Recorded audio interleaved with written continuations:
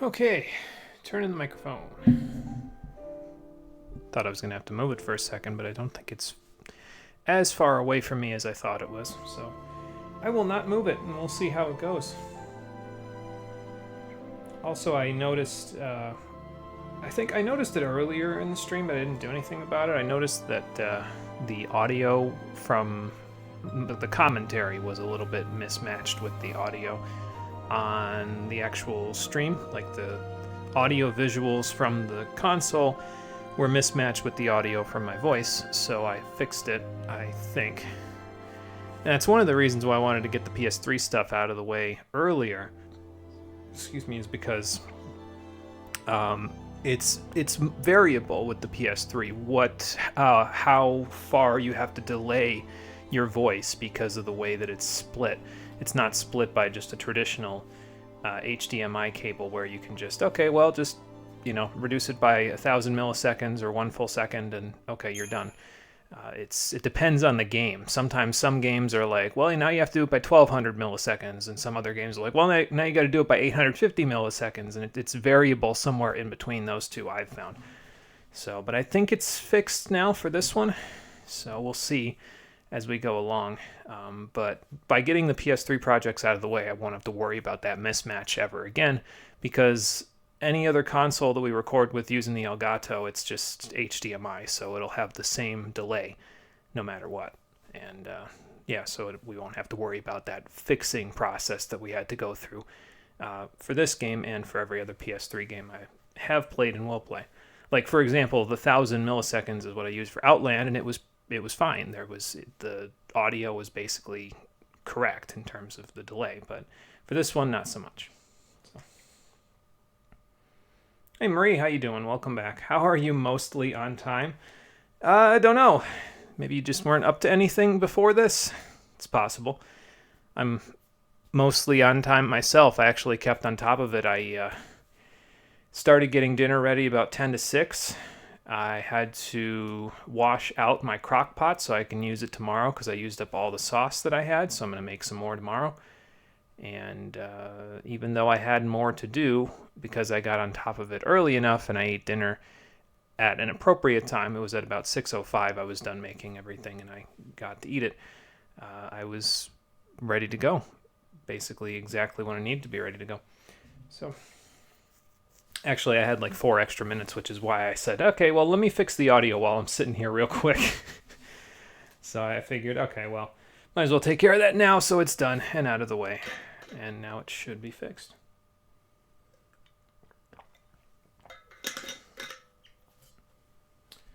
Okay, but there's only one way to find out.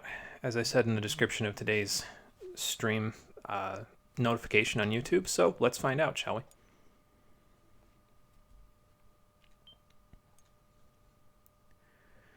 Shortly after their reunion, the Lassie's newfound conviction is shaken by the Fal'Cie masquerading as a human Primarch. If what Bartandalus says is true, then their focus really is the destruction of Cocoon. One of them must become the beast from their vision and doom the floating world to annihilation by killing the entity that keeps it aloft, the being known as Orphan. But does Bartandalus desire the destruction of his own world? Why else would he explain their focus in such detail? The Lassie cannot fathom his true intent, but there is no denying that the power beyond their understanding prevented their demise. Their airship flew with a mind of its own, evading Russia's attacks and bringing them to this place, a scrawling relic of Pulse architecture nestled right beneath Eden, the capital city of Cocoon. Each of them feels lost and confused, but Snow in particular seems to have been hit hard. To be fair, I was also hit hard by the fact that scene did what it wanted while making no sense whatsoever, so I feel for him. Believing Sarah's wish to be his focus is what kept him moving forward all this time. Now that he has learned that she too was an enemy of Cocoon, the very foundation of his belief has fallen into... What do you mean? You just now learned that she was an enemy of Cocoon. She was a Pulse Lassie, Snow. What else could she have been? Anyway, after a little bit of consideration, I'm going to use the Charlie's Angels team for this part, because Snow, despite his heroic blue screen of death, and Saz will both be useful in the boss fight of this chapter, and, well, Hope's got his own thing going on in Chapter 11 right at the beginning, so that way everybody sees some action. How you doing, everybody? With that angry note, welcome back to Final Fantasy XIII, the Stream Edition. Last time we confronted Daisley, as it said there, who is actually the Fal'Cie known as Bartandalus, on the bridge of the Palamecia, because we have no chill and do not know how to run away anymore. So we didn't. We just confronted him, despite the fact that it really didn't make a whole lot of story thematic sense. Anyway, excuse me. Also, since last time, even though I made changes to the party, I'm also making changes. I think I have my final notes set up in terms of the stuff that I want to use. I was pretty dead set on the stuff I was going to use previously, but it would have required me to do some grinding in order to get the last couple of accessories that I needed. And I said, I don't think I feel like doing any grinding. I think I just feel like using what I can get my hands on. So, as a result of that, we're actually going to go in here and have me explain to you that I probably should not have sold the Blessed Talisman that we got for free last chapter, because we're going to get a Saint's Amulet and upgrade it into a Blessed Talisman for Hope later on this chapter. And I could have saved about 36,000 gil worth of materials if I had saved that one, but it's not like we don't have enough money at this point, so I'm not really worried about it. I am going to buy a Hero's Amulet, though. And the reason why I'm going to buy a Hero's Amulet is because we're actually going to upgrade it so it gives auto bravery at the start of battle. Now, you may remember I mentioned that Lightning Fang and Hope are going to be my, monster killing party, basically. If I haven't explained that yet, that's the plan. Lightning Fang and Hope are the monster killing party, so they'll do the random battles. And Saz, Snow, and Vanille are the boss killing party, so they'll do the boss fights or the big monsters where there's just single targets that we need to fight. So for Saz, Snow, and Vanille, I've kind of got my own idea of what I'm going to do for them, but for Lightning Fang and Hope, I want them to kill things as fast as possible.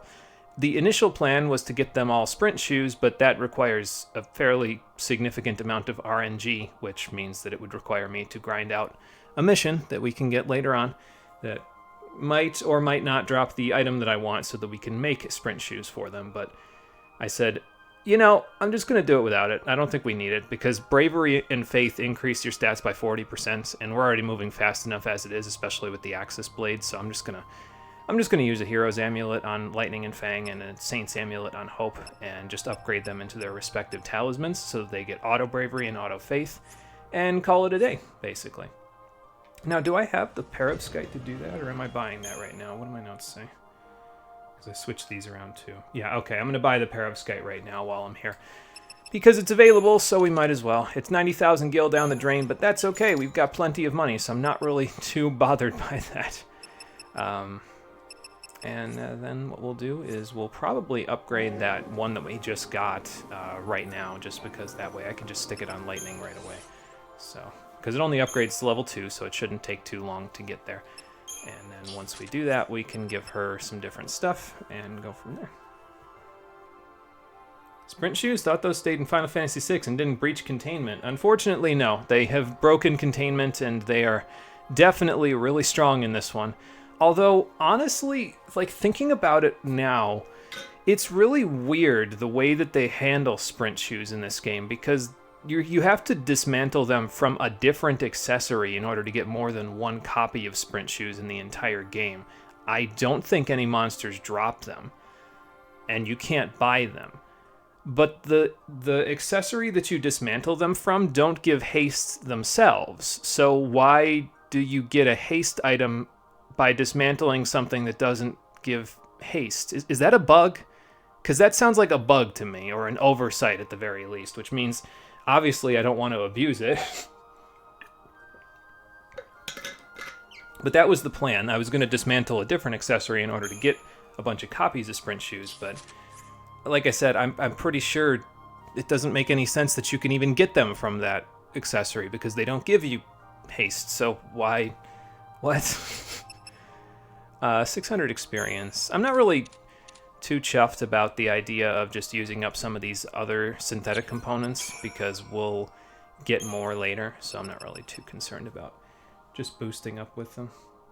Dismantle? Oh, that's why you never had any. Yeah, because you only get one from beating a mission later on in the game. It's like one of the middle level missions. And, then if you want any more, you have to... And you get Hermes sandals, which are the critical haste version. Then you have to upgrade those with, I think, Perovskite in order to get them to sprint shoes, which gives you auto haste. So... But I think we're just going to stick with the Morale Talisman, honestly, for Lightning anyway. And then we'll stick with I don't know, something else after that. I might use a little bit of stuff for this because these digital circuits give 100, so maybe do like that. Okay, we're at a ×2 multiplier. That's good. So now we just use some digital circuits until we get to this. And there we go. Now that's at star level. Good. So that one's done. Doctor's code is done, but I might need that this chapter, so I'm not going to dismantle it yet. Probably after this chapter, I'll be able to dismantle it. As for the General's belts and Witch's bracelets that we bought last time, I'm going to upgrade them eventually, but I wouldn't worry about them for right now. They're not... they take a little bit more to upgrade. They go up to level 11. That's the star level, is level 11, so I'm not going to upgrade them now. I have a plan to upgrade them later, though, so yeah. If you want, you don't even have to use those ones either. You could just, like, use the tier 1 versions because they're a lot cheaper to upgrade, and they go up to level 11 as well, but they don't take as much experience to get there. So it's up to you, whatever you think is best. I think the tier 2 ones are pretty good because they give you a 25% bonus to your physical and magical resistance, but yeah, it's up to you, whatever you think is best. Alright, and the rest of this.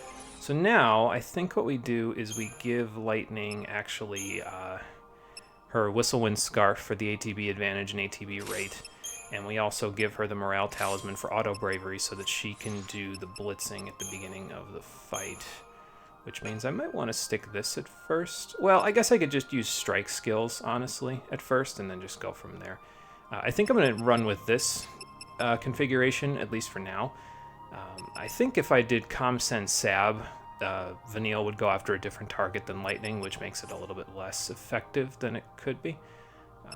But yeah, it'll work okay, I think. And then everybody else, I'll just leave them on General's Belt and Witch's Bracelet for now, just to give them some resistance, and eventually we'll switch them over to the other stuff. Alright, well now that we've got that out of the way, let's save, and then we'll actually go and start on the 5th arc. Yeah, I'll save right here, it's fine. I was going to save on the other one because then that way it'd be like, okay, well, we did all our upgrading, but yeah, I'm not worried about it. The Auto Bravery that you get from the talisman that we just upgraded, by the way, gives it to you for 60 seconds at the beginning of a fight, so that's a pretty long time, actually. It's, usually if we're doing random battles and they go over 1 minute, we're probably doing something wrong. Depending on the battle, obviously. There are certain enemies where it's going to go over 1 minute because they're a random battle, but they're a pretty strong monster. But usually the bravery that we get from that is enough to just get us by, you know.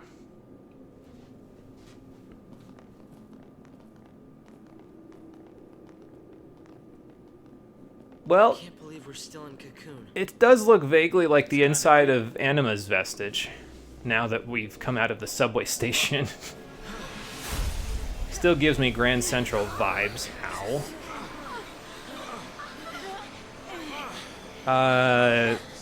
Can I help you? What are we doing? Standing in a dampening field or something?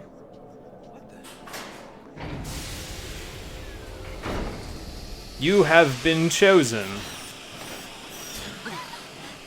Why are pulse automatrons attacking pulselessly? Why does this game just do things and not think about what it's doing? Anyway, there's 2 Pulsework Knights to deal with, so let's just deal with them. I think I'll go to Delta Attack, actually, in a second.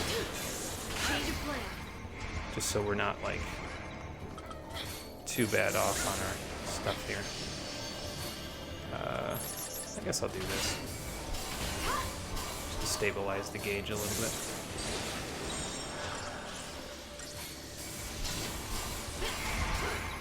Alright, and now go back to this.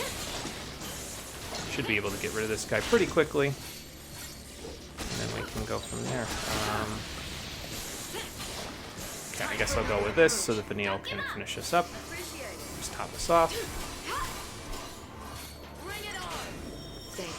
And maybe since we've gotten a little bit of stuff here already done, we can wait for that and then go try and get slow on him.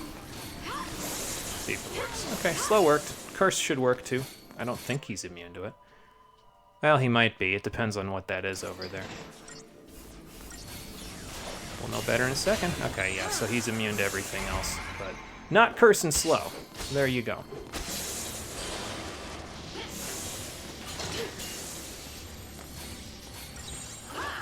Alright, We'll wait for it, and then off we'll go.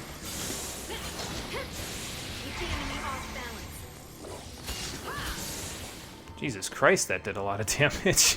I don't know if it was because both of them hit at the same time or what there, but that was like his entire rest of his HP bar. And after beating this fight, I guess the little flame thing unlocked role development for everybody. It seems like a weird time for them to do this.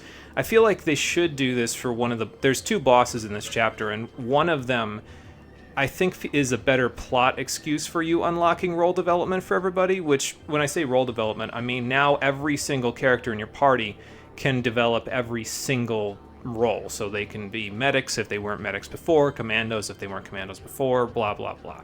The only problem is that these secondary roles take a lot more CP to learn, and we're still a little short on our primary roles in terms of CP, so I probably won't develop them just yet. I'll probably work on the primary roles first, and then I'll work on the secondary ones. So. And also we can, I think at this point, unlock Lightning from the party leader role and select freely from among all 6 people. I'll probably leave her there, though, honestly.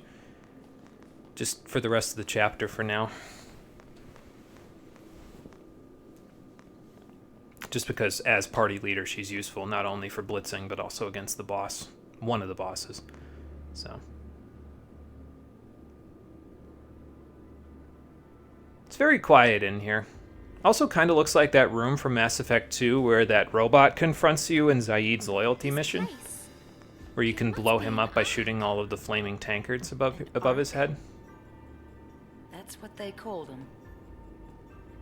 Long ago, the Fal'Cie, who made their home on Grand Pulse, were afraid of invasion from the outside.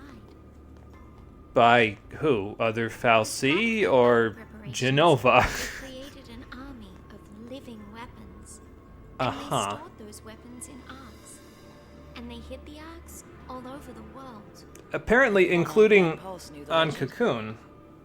So this is basically a Pulse armory. And they're gonna attack us, even though we're Pulse l'Cie. Uh-huh. A few people tried searching, but they never found a thing. Alright, sure. Who'd have thought to look on Cocoon?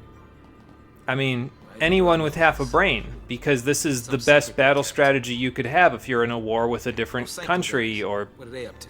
station, satellite, whatever Cocoon They really used to is. say the arcs had a more practical purpose.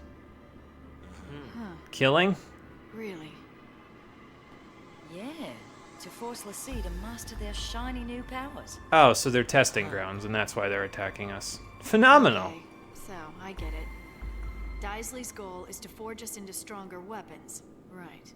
Not XIII, but monsters all the same. That would explain why he locked the door behind us. Think of it as training for the fight ahead. Hope's right. But what fight is ahead of us exactly? Are we still planning on toppling the government and leaving all of the citizens in the lurch? Or do we have a plan? Or are we just kind of winging it? These guys again. You know, we don't have to fight them. We could just Over there. wander in the opposite We gotta direction. keep moving. Yeah.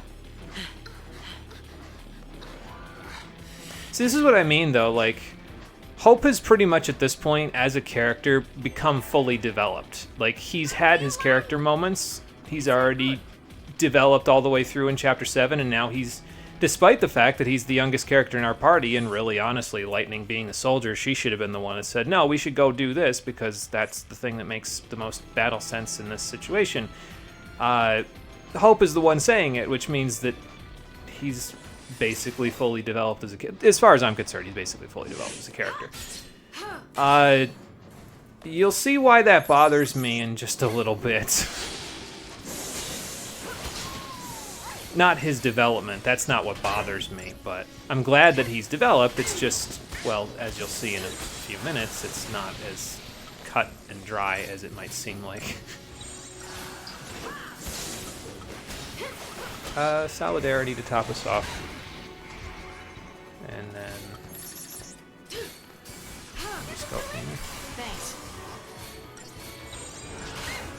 I'll go smart bomb to get stuff on him. Really not having any luck with that With that provoke, huh, Fang? Well, try and get slow and curse on him instead then, and we'll see if those work. Doesn't matter if she gets him on him or not. Like, it's nice if she gets him, but I just really need her to do that for the gauge, honestly. Like, to stabilize it a little bit.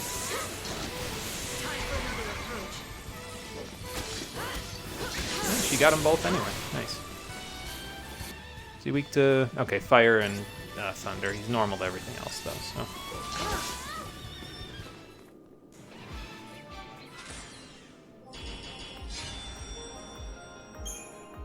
As you can see, the enemies here aren't worth quite as much CP as the ones that we fought previously on the Palamecia, but that's okay because we need less CP in order to catch up to everything. So I'm just double checking down here to make sure I didn't miss a chest or something. Pretty much, yeah. Making sure we didn't miss a chest. Don't really care to fight this guy because, well, I guess he's a new encounter because here's the 2 down here, but yeah, I guess we'll fight him. Why not? It's just 1. What's the worst he could do? That's the worst he could do.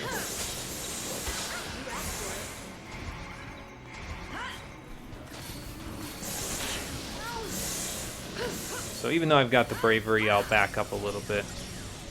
Lightning having Flame Strike and, well, she has Spark Strike already, but if she had Flame Strike at this point, that would obviously make this a lot easier, but since she doesn't, maybe I'll just Spark Strike. Yeah, that does pretty significant damage. So. Now, if you're a little bit behind on CP, like I am at the moment, don't worry. I'm going to show you. There's a little spot coming up in a little bit where you can kind of catch yourself up pretty quickly. So we'll go do that, but not just yet. We'll have to get there first because we got to get through the vestibular hold, where I think one of the items that I want actually is. Let's see. Yeah, there's a Hero's Amulet here that I want to get, and then in the next area after this is the Saint's Amulet that I want to get. And after that, we've got all the treasure that I care about in this area, so... These guys want my bacon, so let's get them first. I feel like we should probably take the bomb out first. So we're gonna do that. Okay, he absorbs thunder. Got it. Circuitron, I guess that makes sense for him to, you know, absorb that. Get a power chain off there, Fang, so that we can smart bomb it up. Wait.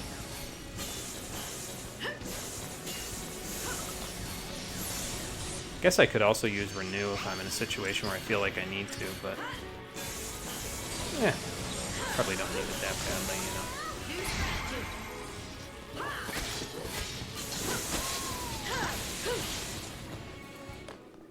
Yeah, so you don't even need to upgrade the Axis Blade in order to get big damage out here. It's, you just get it out of hitting enemy weaknesses, which Lightning's pretty good at, so. Alright, takes care of that. Chest over there, chest over here. Let's go see which one's which, shall we? Because one of them's got the thing I need. Alright, yeah, just do this, I guess. Get the power chain off, and then go Delta attack, I think. So we can let this guy focus on exclusively Fang for a minute. Lightning might get hit a little bit by it, so it might be actually better for me to do this, but... oh, good, head spin. Love that. How about we go Solidarity, actually? I'll just stabilize the gauge while Daniil tops us off. I could use a potion, but it's fine. Alright, we've stabilized the gauge enough. Smart Bomb a go-go.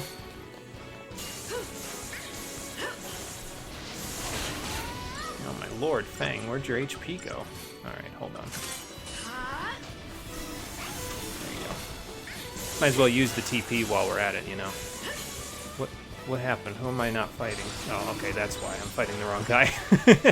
That's my bad. Well, she might have gotten slow on the other guy, too. I don't want to check until we beat this guy, but... oh, she did. Good. And I guess we started on the chain for this one anyway, so... it's okay. And now he's staggered, so that should make things a little easier.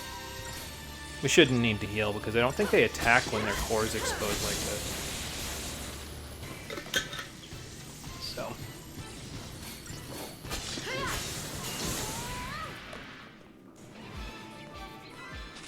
Now imagine how much more damage Vanille is going to do when she gets the Blessed Talisman in a little bit and she gets Auto Faith. She's already doing pretty massive damage with her Fire spells. How much more will it do later? Alright, there's the Hero's Amulet that I was looking for. I thought this was an enemy for a second, but no, this is not Crisis Core. We won't be fighting anything that looks like carry armor. Thank God.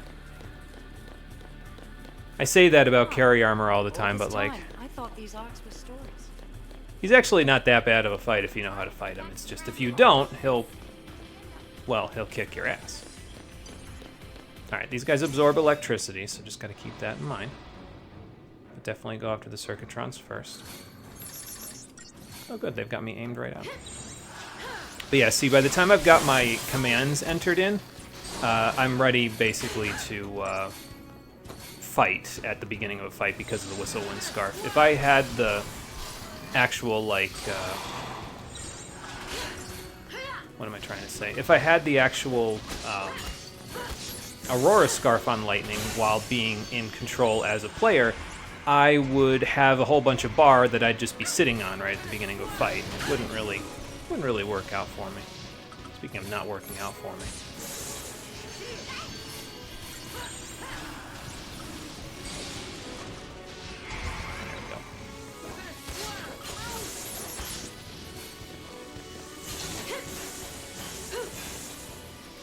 Nice thing about the strike abilities as well, I mentioned this with Saz, is that you don't actually do the little flip back thing that Lightning does with her regular physical attacks, so it's kind of nice. It helps out a little bit, because it's a little bit more DPS efficient by doing it that way, you know? I mean, I guess I could have just switched over to Comp Sen Med, but I didn't feel like it was all that necessary. Alright, probably best to hit these guys with Fyra or Watera. I think Watera works pretty good too. Back me up. Let's see. Definitely not Thundara. We don't want Thundara. Although maybe putting water on them when they're electrical might not be such a great idea.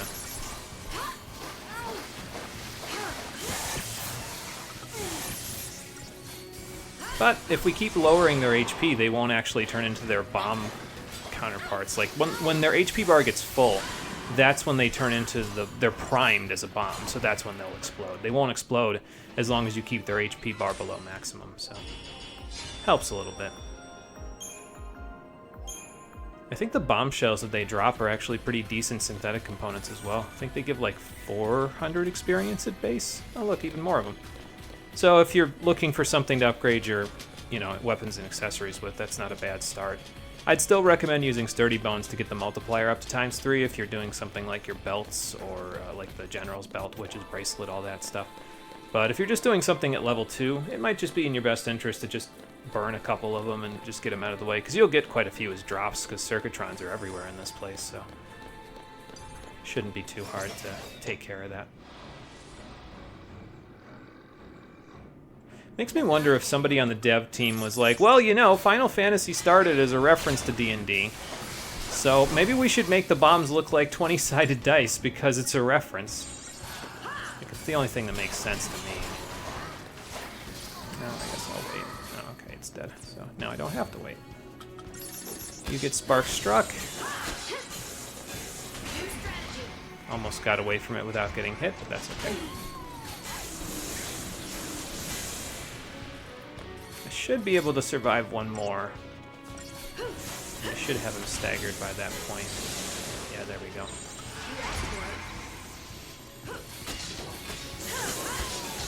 If I had adrenaline, I would be less inclined to keep letting my HP go almost to the minimum, but I don't have adrenaline on Lightning as far as I'm aware, so unless I bought it. I don't think she gets it, though, so I don't think I bought it. At least not recently.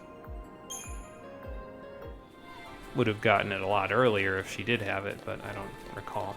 So, all right, save point up here. That should mean the next area is up ahead, and I actually can upgrade that Hero's Amulet we got here right away since we've got a save point right here. So that's what we'll do.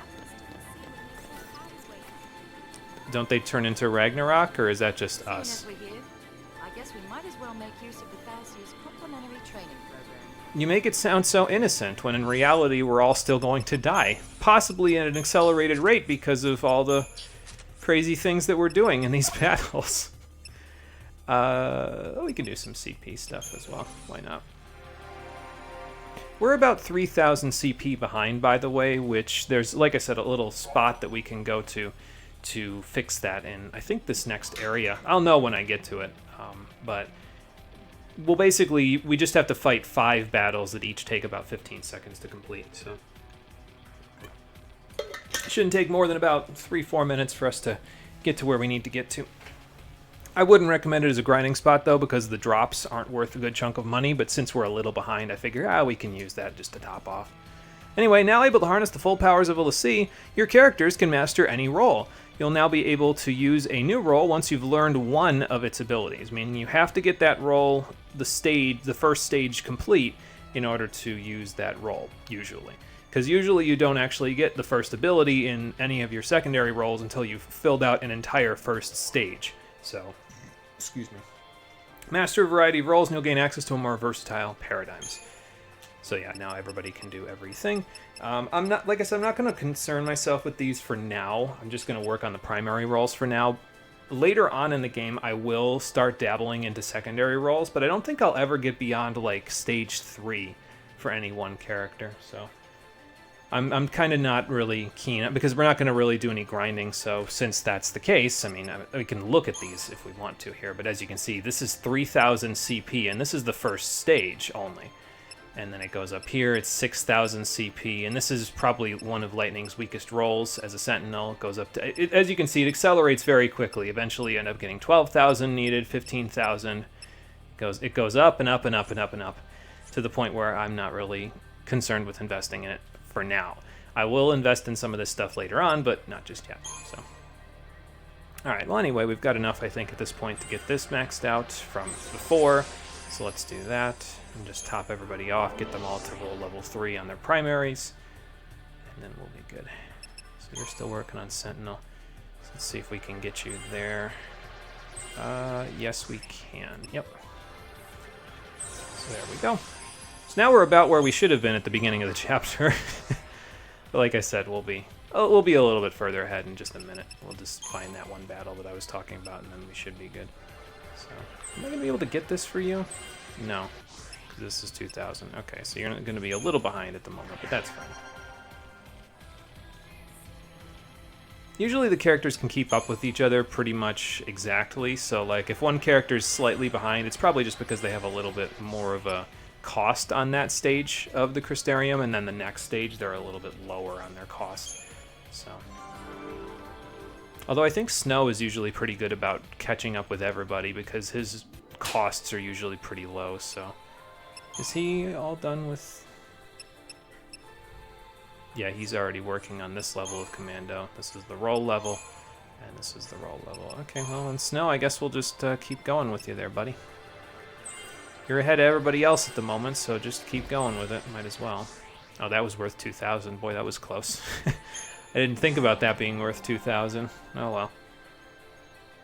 And Hope is back where everybody else is. Okay. Although he's closer to Lightning, because he can get his roll level here. So it's really just Vanille and Saz that need to finish up their level 3 primary role, and then they can move from there. What do I want to work on for you after this? 915. These are just passives, although the HP plus 50 is kind of nice. And Water and Thunder, those aren't terrible to have here. They're pretty good for this area, as a matter of fact, because if you're going to use a Synergist here, well, the enemies here are mostly weak to electricity and water to begin with, so it's not a bad roll to start him on. And since the rest are just passives, I guess I may as well. There we go. And we'll just... And the extra HP that he gets right away from that is another good incentive, I suppose. Alright, but in any case, let's go upgrade that talisman we just got. We'll give it to Fang, and then we'll go from there. I'm probably going to give her... Like, keep her on the General's belt, though, because the passive physical resistance is still pretty good. Hell, it's the reason why Lightning is always going so low on HP, but Fang and Vanille are keeping up with it. That 15% is no joke. So, Alright.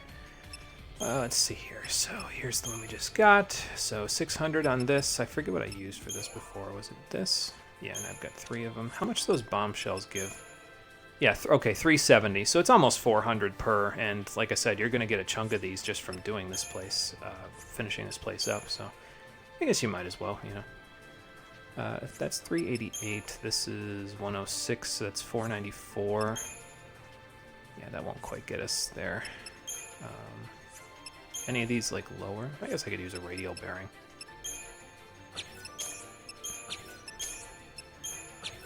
Just to get rid of some of this stuff, you know. There's a thrust bearing. No, that's a little bit more. That'll work. Okay. Use our second perovskite for this. Get that up to a morale talisman. And you don't have to upgrade these to star level once you get them turned into the auto versions. They'll do the same thing at the level 1 as they will at level star. I just like upgrading them to star level just so that it all looks nice and neat on my equipment list. So. Okay. It's getting us a little closer. What do we got? A little bit less than, so like 632. Yeah, that's fine. Should be able to get there from here. Just do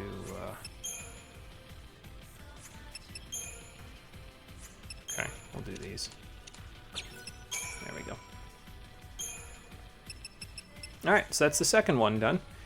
Now all we gotta do, and we don't have access to Whistlewind Scarves from the shop just yet either, but we have the Redochrosite to upgrade them once we do have access to them. We'll get access to them later in this chapter. We need a different shop in order to get access to them. And, well, one of the bosses drops the shop that we need, so. But in any case, Fang, here you go. Have a morale talisman. It'll let her synthesize physical wall with the general's belt, but it's not really that big of a deal at this point in the game. I mean, I guess 5 damage less is 5 damage less, but it's not a huge loss or gain for us now. It was a lot more earlier in the game when we were fighting a lot more enemies with gunshots. Alright, next section. And like I said, I think this next section is where the Saint's Amulet is, if I'm going to the right place, unless we're still in the vestibular hold, in which case that's fine. But I think when we go down here, it shifts to the lower traverse, and we start encountering these slug monsters again, which are usually pretty easy pickings, because they're, well, slug monsters, so naturally. They'll absorb nutrients like the bats in Final Fantasy IV, but not really too. I guess the worst thing that it does is stagger you, so I guess blitzing might be the best thing to do in this particular case, huh? Lord. Okay, hold on. There. Stay down. Be ready for the next fight. Maybe start an aggression when we're fighting those guys because, well, it'll help a little bit with killing them quickly, because they, well, need to be killed quickly in order to get a halfway decent ranking out of this. Alright, where do these go? Am I in Barheim Passage again, or what? Probably there's a dead end this way, so I'm going to go this way first and just see. Yeah, there's a dead end this way. I think on the opposite side of this dead end, though, yeah, look at all of the slug monsters on the opposite side of this dead end. Those are actually the ones that you can use to just quickly top your CP off real quick because it's such a simple fight. So we'll work on that in a minute. First, let's go fight these radioactive flans. Jesus Christ. Let's hope that they're not as... Well, actually, if they're as resilient as the green slimes from Final Fantasy II, well, we'll probably be fine. Because, okay, they absorb water. Got it. I'll just do Fire Thunder then. Do one of these. Oh, good, they can poison me. Fun. Not really too concerned about that, though, honestly. Oh, good, merge. Yeah, so sometimes the flans will merge with each other if some of them are low on HP. And they'll turn into larger flans. In this case, an alchemic ooze. I think this is the only way to get these things in your bestiary, if I remember correctly. It takes a little bit more to stagger them, but it's fine.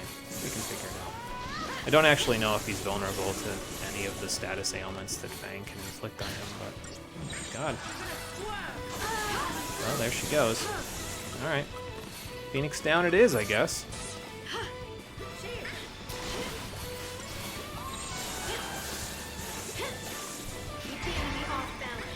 and then let's just stagger him at this point. Oh, I'm dying now. Okay. This probably isn't going to help me, is it? Nope. Okay. So maybe a sentinel would be a good idea here, because these guys aren't going to be able to, like, not stagger as easily as the other ones. So. Alright. Got it. Well, we know better for this time.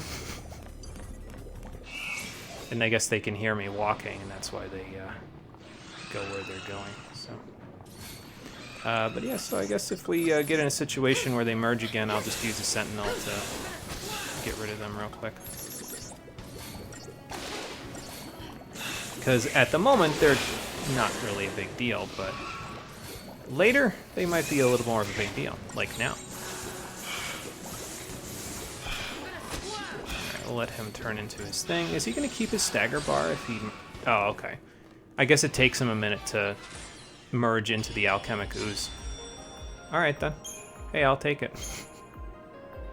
Maybe what I did last time is that I didn't, like I attacked at the same time, and so because I had, you know, people attacking them at the same time, they were able to merge easier. I don't know. But again, it's good to know that alchemic ooze is something that I don't want to handle without a sentinel at the moment. Probably could, but why take a risk, right?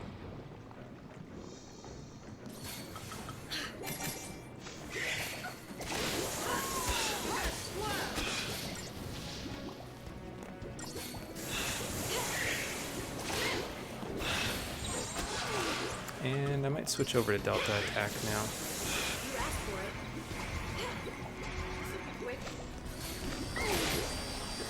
I guess I'll just load up Blitz, because he'll be gone in a second, and then we can go take care of the nutrient guys.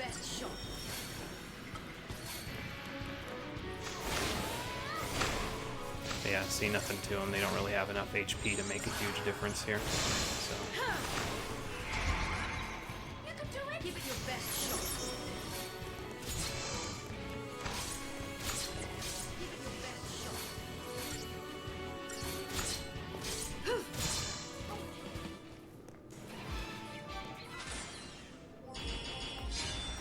Alright, close one, but we still got it in the 5-star ranking. Not that it matters too much, again, like I said, I'm not really strapped for aerosols at this point, so I don't really care about getting a lower ranking. There's the St. Samuel that we need. But, I mean, if it's, you know, a situation where, like,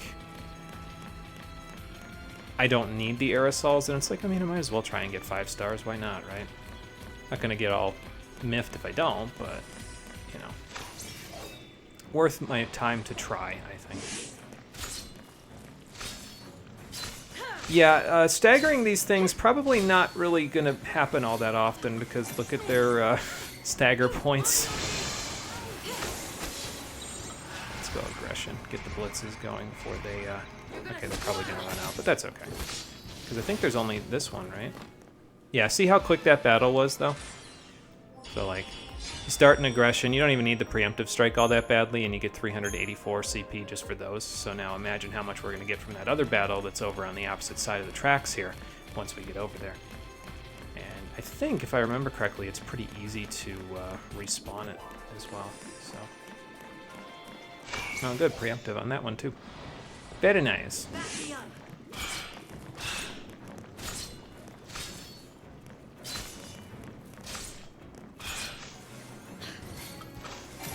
Just double up on the Thundaras.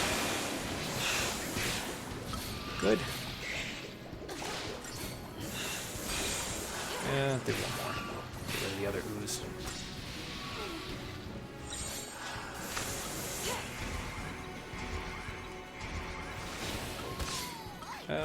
I'll renew. I'm at 317. By the time I'm done. Okay, I was gonna say they'll probably have them killed by the time I'm done, but.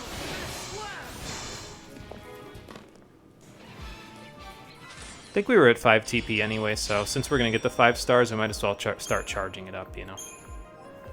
And I guess you can get some okay drops from these guys as well. It's just organic materials, but like, I guess it's worthwhile. Yeah, this is the spot that I was thinking of. That's because they probably haven't turned on the filters in 400 years. then you better catch up, Missy, because I've already made that jump. But yeah, so there's like, I think about 10 of these little slug things over here. So if you just start the battle in aggression and just start blitzing right away, we should have them handled pretty quickly. You don't even need the preemptive strike, but I guess if we got it, it wouldn't be the worst thing to happen. They'll probably die pretty quick anyway, so it doesn't matter. And with aggression, you'll actually, Fang and Lightning will go after different targets, which should allow you to kind of go right in the middle of a whole bunch of enemies and just kind of annihilate them. So, just like that, and now Lightning basically is already ready to blitz again, so.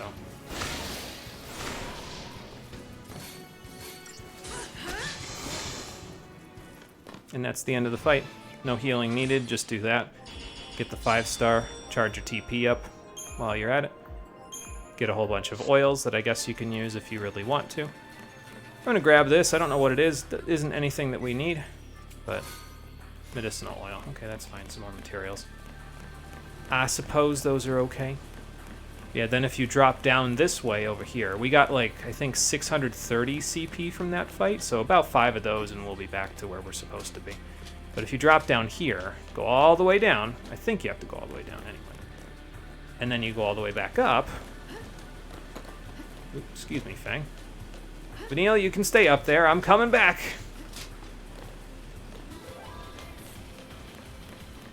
Yeah, see, they're all back again. So now you can just repeat the fight over and over again until you have as much CP as you need in order to be caught up, which is what I'm planning to do. So like 3 more of these after this one and then we'll be good.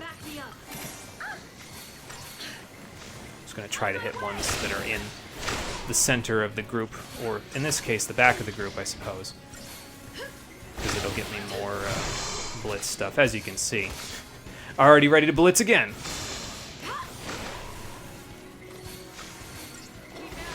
Dying, though, a little bit.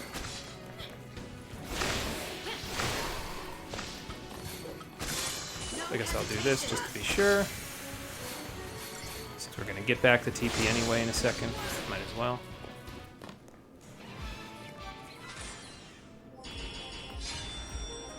Yeah, see, that'll take you, because you're getting 5 stars so often with this one, it'll take you, it won't give you back a full TP every single time you fight this fight, but I think it'll get you pretty close to that. So if you need to renew in order to maintain safety, which in this particular case I do, you can, and then you'll be okay.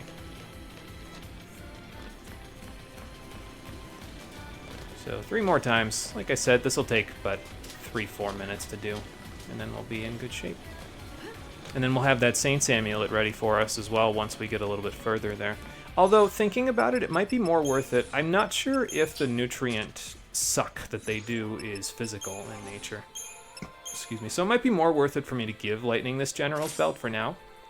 Just to give her the extra physical reduction. Because if we're blitzing as much as we're blitzing anyway, we're going to get back our entire bar, basically, from the Axis Blade if we hit enough enemies, so... We don't really need the charge, but the auto bravery is pretty nice, so. And then we'll swap this out once we get a little further. Alright. This one and 2 more, and then we're good to go. Back me up. Yeah, kind of hard to tell in that particular case if it's physical or not. I mean, I think I've only taken 1 hit with Lightning. Okay, 2 now. And Vanille is getting massacred. Okay. Actually, Renew is a good idea here, because not only does Renew give you back 50% of your HP, it also revives any fallen allies with 50% of their HP. So that can be somewhat useful if needed. I guess they all just are focusing down Vanille more than anybody else, which is not the best, but, you know.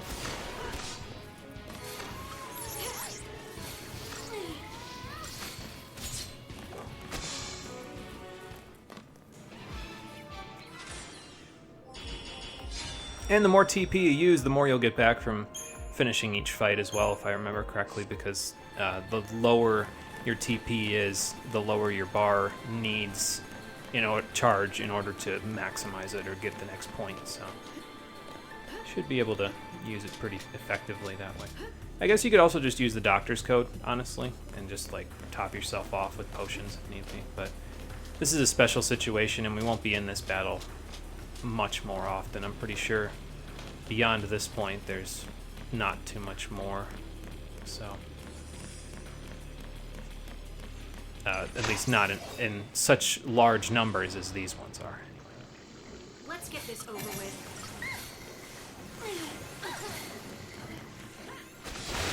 I suppose if you have some spare Aegisol or something, you could just like use that to give yourself a little boost in terms of protect shell, vigilance to stop them from staggering you whenever you get hit by them. Let's go. Okay, I'm gonna say go quick, lightning, before we get nutrient absorbed again, because that would not have worked out particularly well for us. Yeah, if we use up a little bit of our TP in this particular part, it's okay. We'll get it back. And I have ComSen Med if I need it as well. So. I suppose we could even use ComSen Med, honestly, but like to make this a little bit more guaranteed, or ComSen Rav for that matter, because then they'd all bunch up and we could just kind of blitz. But maybe I'll try that in this next fight just to see if it's a little more consistent. So. Because this one will be the last time we fight such large quantities of them, at least as far as I'm aware, unless there's another group of 10 somewhere. Alright, so since it's the last one, let's go Delta Attack. See if Fang can grab all of them. I imagine it probably won't grab all of them, but we'll try. Man, they must be pissed this time. That one jumped at me. Nothing I can't handle. Alright, here we go. Let's see what happens. She's provoked a good chunk of them. Wide open. And back to blitzing. Out of my way.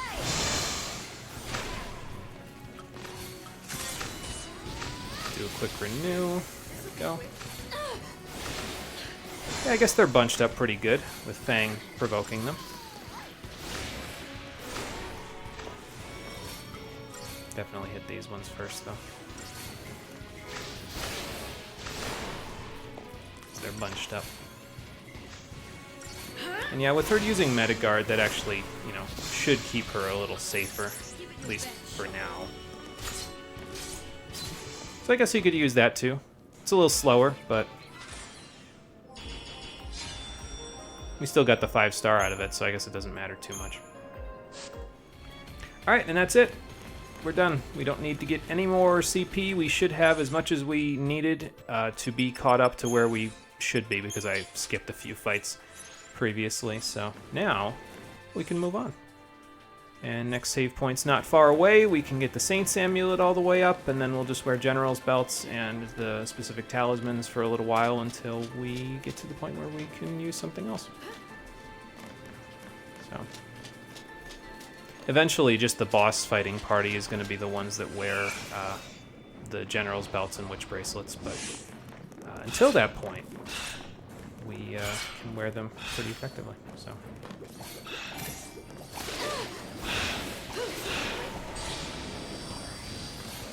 Alright, so just keep blitzing. A bunch of them all together, and a preemptive struck, so might as well.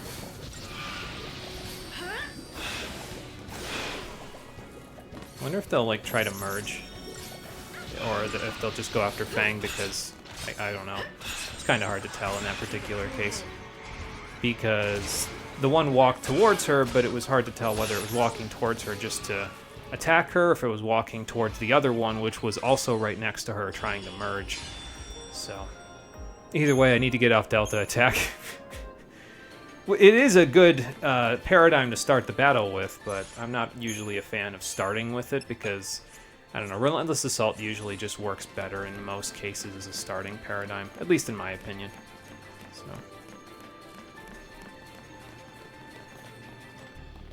I'm guessing I can't go down into the debris, huh? Okay, fair enough. Just go down here then. See where we end up. And see what they left behind in Tram gate number 3. Oh, rainbow anklet. Okay. I forget what that does. I'm saying tram gate number 3 just because I saw a sign like that, which gives me...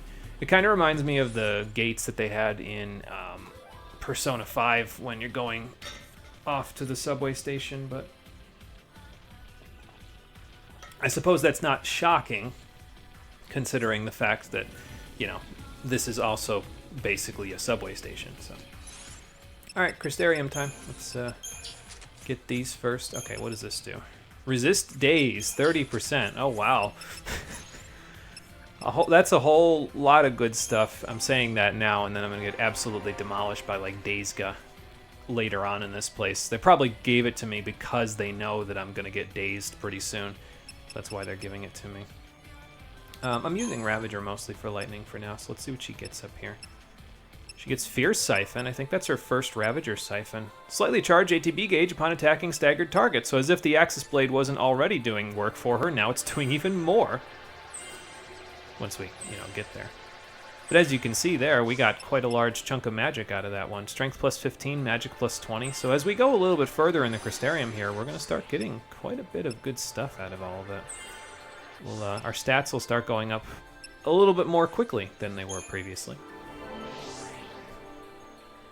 Alright, what can you get, Fang? We already have you maxed out here. I'm using you as Commando and Sentinel primarily at the moment. So which one would I rather? HP, Death Blow. Instantly slay target with low HP. Well, I think I know what my decision is. Really isn't much of a decision in the wake of that now, is there? Oh, and okay, she didn't have Power Chain previously, so now she does. So 2 really solid abilities right in this stage for Fang, so that's good. Makes her very viable as a commando. And this is 2,000, right? Yeah, okay. Next. So we'll finish off Vanille, her level 3 here, and then we'll see what we can get from there. So I think I do... Well, we're going to get all of these maxed out by the time this chapter's over anyway, so I'm not really too concerned about them. But I think I do want to focus on Medic once we get access to Stage 8 for her, because if I remember correctly... Medic is where she gets her next accessory and her next ATB bar. You get your next ATB bar through the Crystarium in Stage 8, and you get your third accessory in Stage 8 as well. So, and I think in Vanille's case, she gets both of them from her Medic roll. So I'm going to probably prioritize that, just because it's more useful for her that way. All right, she gets Thundara here. Excuse me. Yeah, this shouldn't take too long to get done with, so I'll just max this out. Well, I won't max it out right now, but I will max it out as we go here. Okay, one more 775. And then we'll wait.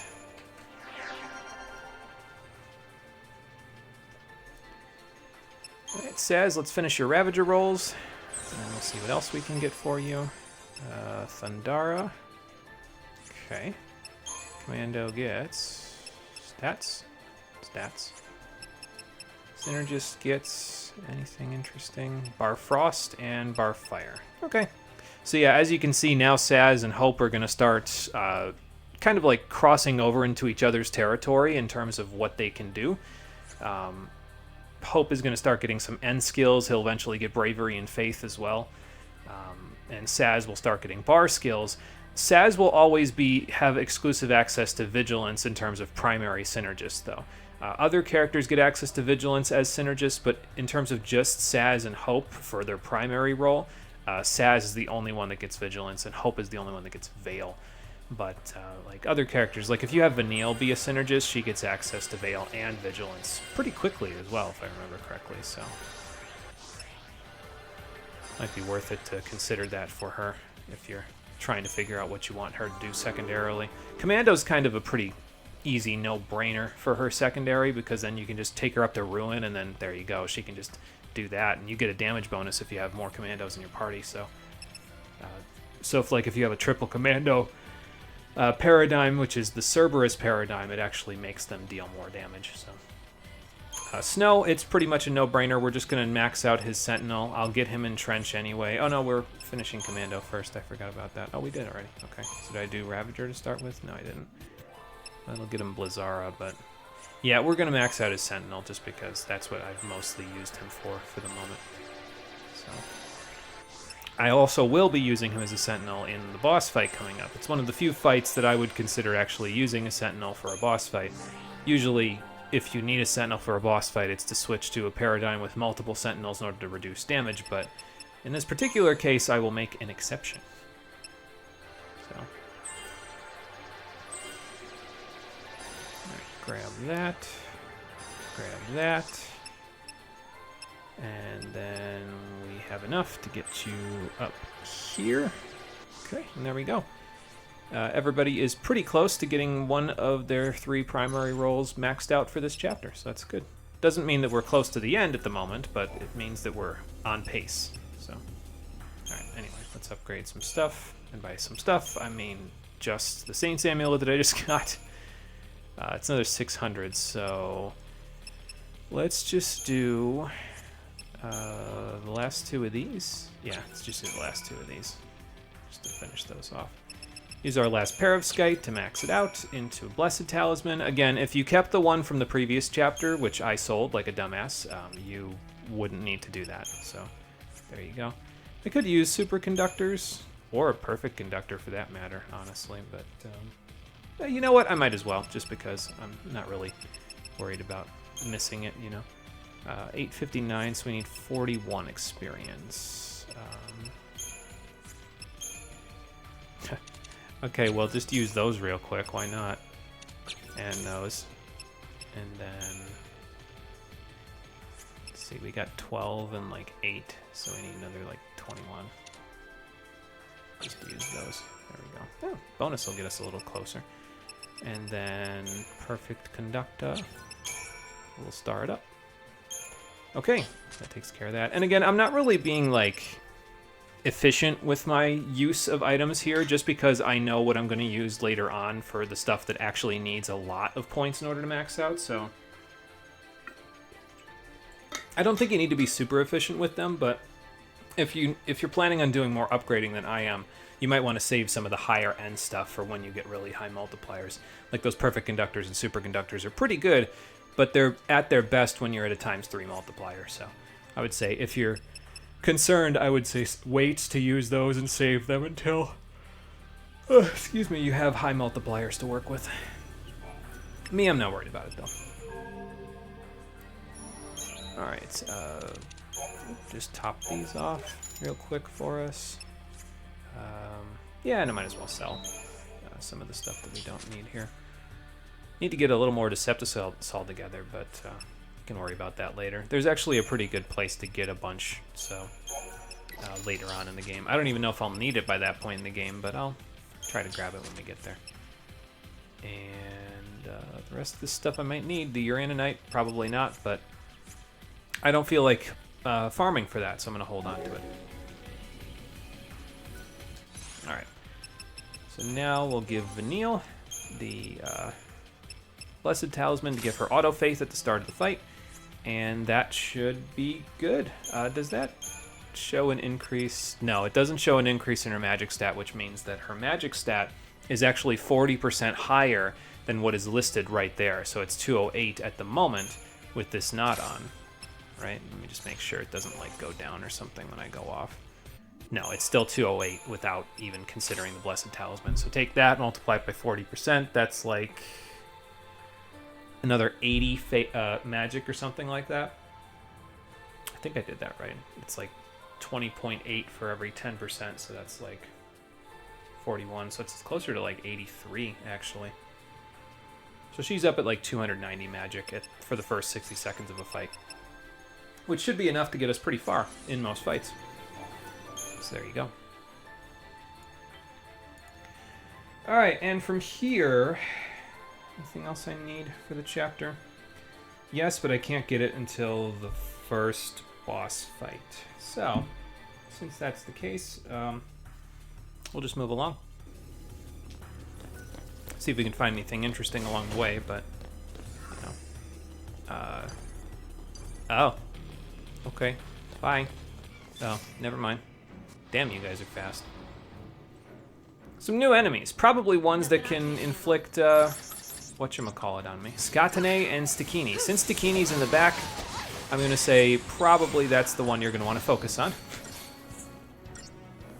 Because Forbidden Dance probably dazes you. You know what? Let me let's get Aqua Strike going. Also got to watch my HP here since this guy seems to exclusively be focusing. Well, he was exclusively focusing on lightning. It's fine. For now, it's fine.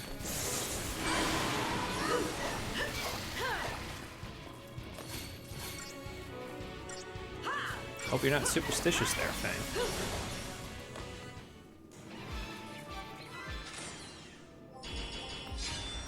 I also love how they very explicitly don't have the one that can inflict daze as the primary target at the beginning of the fight. I see what you guys are up to. You can't fool me. Whoa. Where am I going? Okay, sure. I don't know why I'm going here, but I guess I'm going here.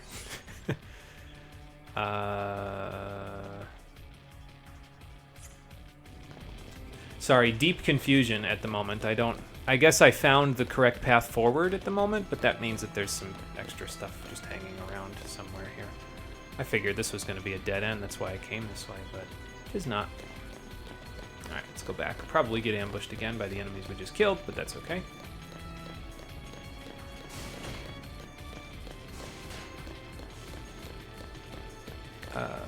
Oh, okay. Just hop down there.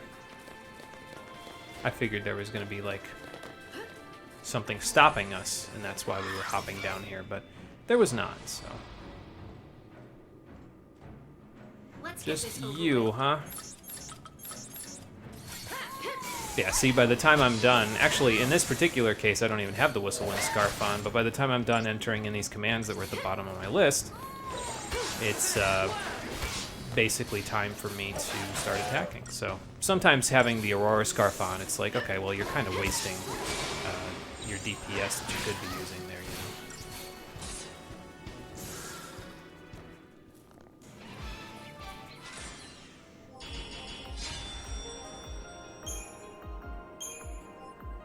know. Ooh. Sorry, I forgot to go back to chat. That's my bad, in case anybody just said anything and I didn't say anything in response. I was definitely not on my chat.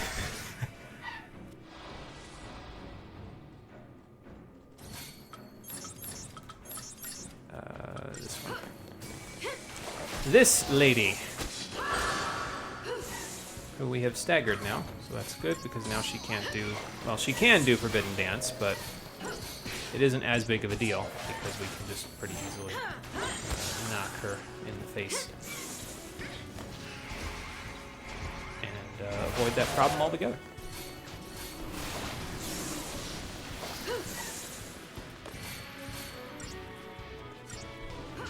And the extra bravery or faith, by the way, if you have party members that do a little bit of both, it will kind of make them prioritize doing certain things. So, like, because Vanille, like, let's say she had, well, I guess Fang is a better example because she has Ruin and Attack. Because she has Bravery on from the Auto Bravery, she actually will prioritize using her physical attacks over her magic just because she has the buff, so she might as well, you know. I gotta go this way. Okay, I think I see. So, like, if I had gone down there, yeah, I would end up over here. Okay. So it doesn't look like I missed anything on the other side. There might be something to miss over here, though, so I guess we'll just go down this way. I guess it doesn't matter which way you go, huh? Just end up getting stuff anyway.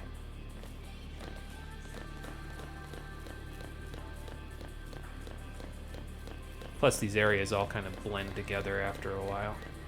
So. Okay, so if I would have gone that way, I would have ended up on the other side. All right, so we'll go up the other half in just a second once we get there.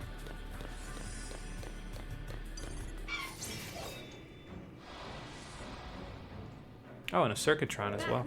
All right, well.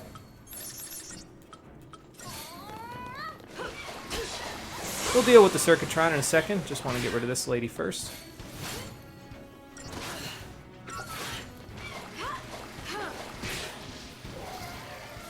Alright, now for the Circuitron, who is primed and ready to explode. Great. Love when I see that. Fang, whenever you're ready. Thanks. Okay, but yeah, see how he's no longer primed and ready for explosion? It's because his HP bar is down. So.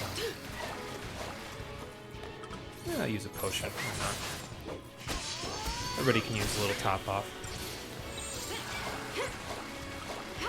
Keep the enemy off them.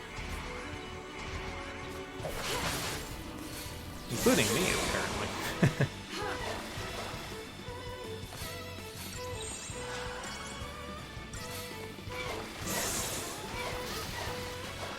Okay, good. Got him. I was going to switch real quick because he would have probably annihilated me if he hit me one more time, but it's fine.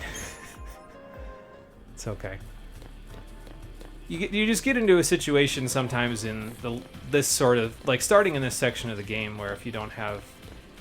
We're at a point where if we don't have bangles, we're running a little bit of a risk in terms of the HP values that we have. It's not a huge risk, but it's a risk nonetheless, so... The other stuff that we have is pretty good, though. It'll let us finish fights faster and get, you know, decent rankings, even though we don't have the highest strength in magic, but... And once again, make sure you take advantage of that, because bravery and faith do not affect your target battle time, as far as I'm aware. When you go into the fight, it's based on your strength and magic stat without factoring in buffs, so... Because otherwise they'd have to, like, change that every time you got a buff, which, obviously, that's a lot of work. I wouldn't want to do that myself. It would also make every fight conditional based on whether or not you'd use buffs, and that would mean sometimes people just wouldn't use buffs, which, no. You don't want to discourage players from using part of their kit, you know? So, alright. Finish this for you. I guess that's it for you for now.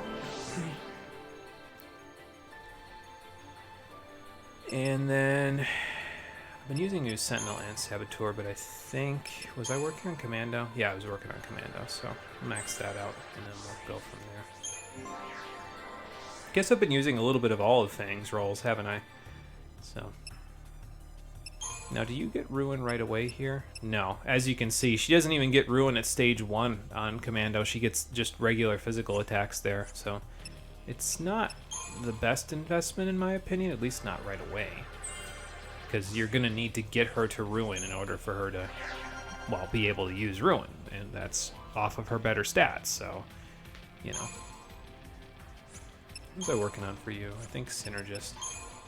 Yeah, got Bar Frost and Bar Fire. Oh, okay. Why'd it put me at the junction when I didn't have enough to do anything with it? Whatever. It's probably Saz and Hope will be a little bit behind after this because they're the ones that are buying all the stuff on the branches now. So, I guess Snow got something on the branch here as well, and he can't even get his 2,000 point one yet. He's a little off. Excuse me, but that's okay. Synergist is what I was working on for you. And you're also a little off. Alright, fair enough. Can't win them all, I guess. Okay.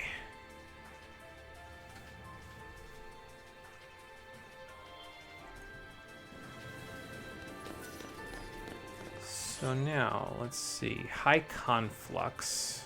Well, the next room doesn't look like a boss room to me. It's not, like, circular or perfectly symmetrical. But, well, with those guys in there, we might be fighting large enemies here in a second. Depends on if these things come to life or not. Which is distinctly possible. These things are alive. Well, as alive as a robot can be. Are they planning to start a war? Well, probably what they can do with these things is they can use them to spook up the, you know, the whole issue with Pulse. It's like, oh, okay, well, these things are under the floorboard, so if we want to scare people, you know, about Pulse, all we got to do is bring these things to life, you know. I wonder if we're fighting both of them at the same time. No. Berserker. Alright. He's probably immune to fire, but... Forge Blade. Forge nothing. Immune to fire. High damage dealing potential. Yeah, I noticed. try this instead. Alright, and then aggression.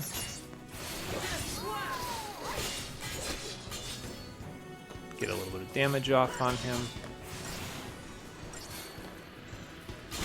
Oh good, double Scourge there. Not bad. Now I don't know if that gave us a power chain or not, so I'm gonna assume it didn't. Ow. Just do this for a couple of rounds, and then we'll go to Smart Bomb and see if we can get some status debuffs on him.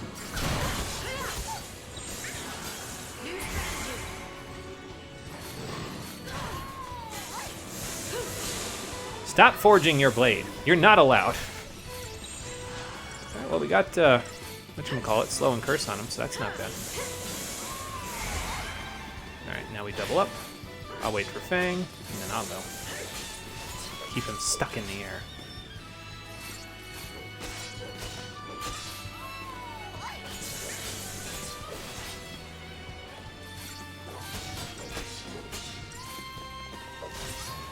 I can't believe we can launch something this gigantic with just the little bit that we've got there.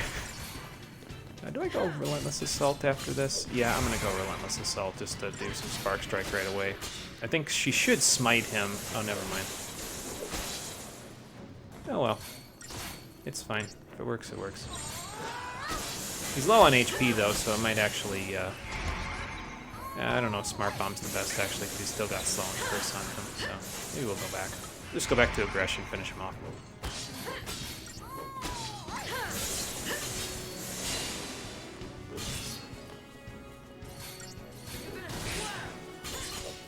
There we go.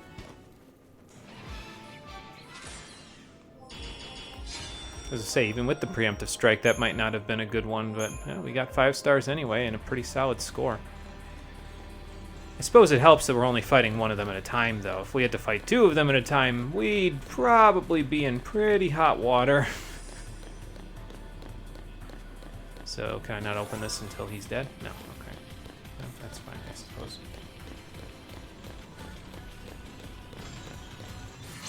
Alright. I think we preemptive to this one as well. Yep.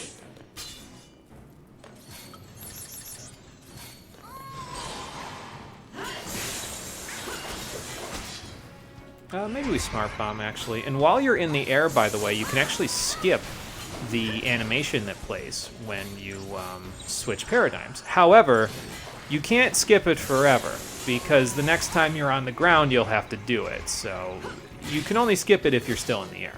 There you go. Okay, I guess he's still up in the air. That was weird. I wish I had 2 Relentless Assaults so I could ATB refresh, but I do not. So I won't. Forge Blade. We definitely don't want that. So, guys, whenever you're ready. Okay.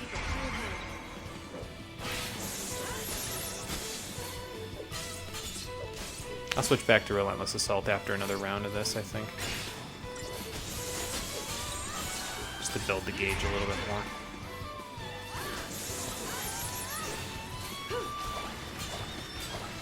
Not gonna launch, big guy? Alright, that's fine. Oh, okay, I can just do it that way. Didn't realize I could just press down and then right.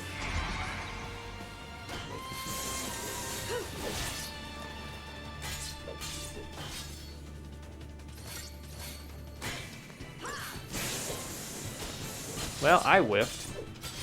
Oh, well. Nice, almost got him with that smite.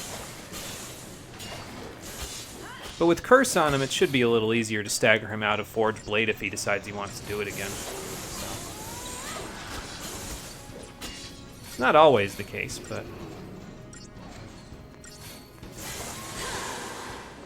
If he does Forge the Blade, his damage dealing potential obviously goes up significantly because now he's got a sword, but, like, by the time he forges it, you can usually just have him pretty close to dead, so... Bye! Nice camera angle.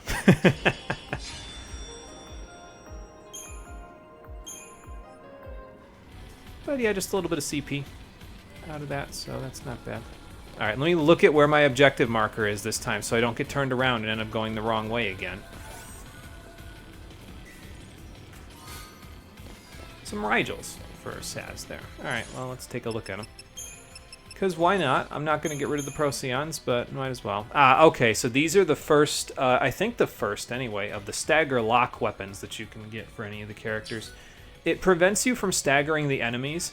Generally, there's a trade-off with them, though. Like, for example, I think the Rigels have a pretty high magic score on them, although maybe that's just because of the fact that the Procyons have really low general stats, so. But, yeah, typically the trade-off is you can't stagger enemies, but you get higher stats on the weapon itself as a result. Although usually that's mostly the case in Tier 2. Usually they're pretty comparable in terms of stats with Tier 1 weapons, and since that's what we're using for the remainder of the game, I'm not really too concerned about the stagger lock weapons. There is one that I might consider using, but we don't get it until like the end of Chapter 11, so since by that point I'll have all of my other stuff already done and ready to go, I don't know, it might not be something that I prioritize. We'll see. We won't be upgrading our weapons beyond wherever they are right now until At least we shouldn't run into SciComm here. the end of Chapter 11 anyway, though, so it might be a thought. See, you say that, Lightning, but now that you've said that, you know what's going to happen, right? Is they're all going to bust through the walls, because they're going to be like, oh, see her here! Alright, inner conduit. I see some phosphoric ooze to deal with as well. So we'll do that in a sec once we... Yes, we might be able to buy a little bit of stuff with the CP we have. Probably just one or two little nodes. Let's see, I finished your Ravager for Stage 8, so... What next? Commando, you get Jeopardize, which chain bonus stagger target upon attacking. I guess that's not bad, but we're not going to get it anytime quickly. Well, I can get a couple of boosts out of this, and then we'll do Medic last. So.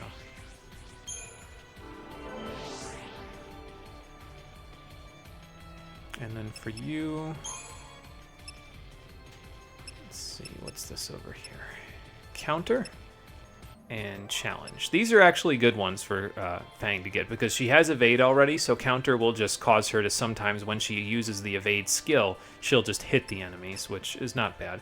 And then Challenge is nice because it's like Provoke, it causes the enemy to attack you, but it's specifically for single target situations, and it has a much higher accuracy rating than Provoke. Provoke has a lower accuracy because it hits a bunch of different things, so it's probably more worth it to grab these two.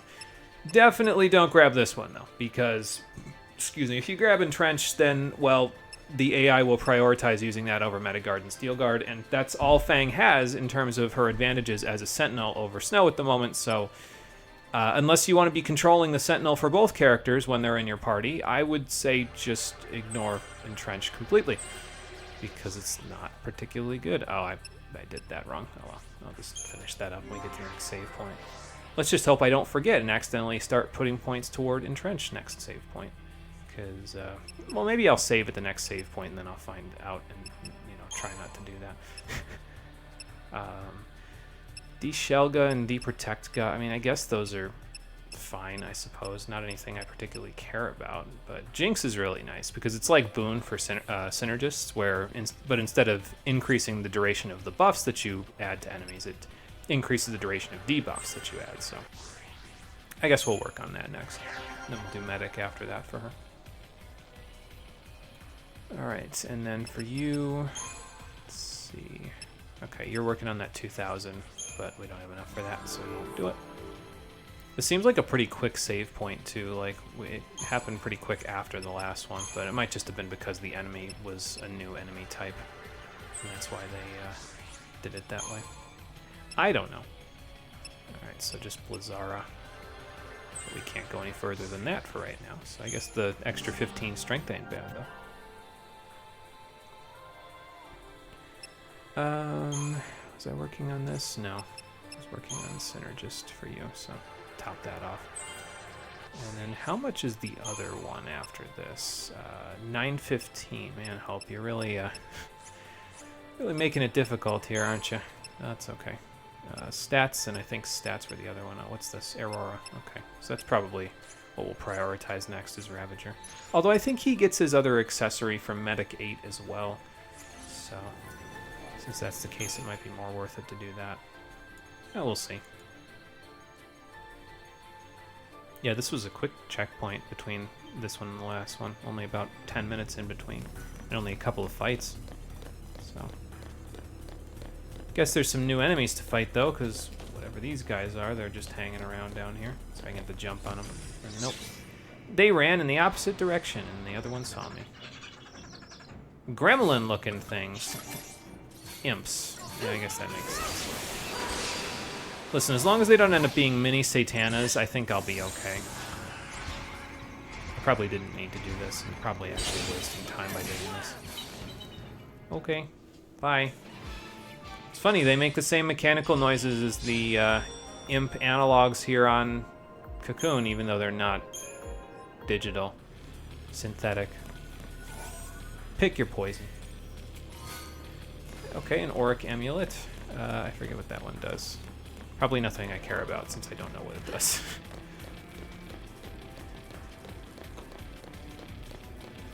And might get the jump on these guys though, because we're up above them. I'll try it. Yep, there we go.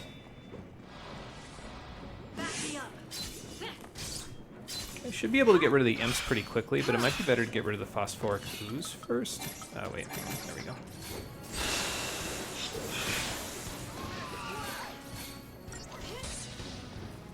Yeah, before we lose that stagger there, Lightning, why don't you use it?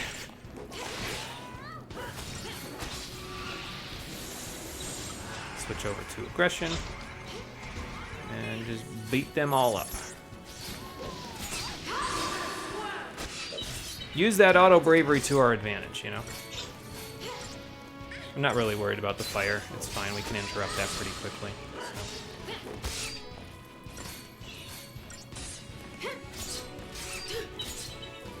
Just another battle.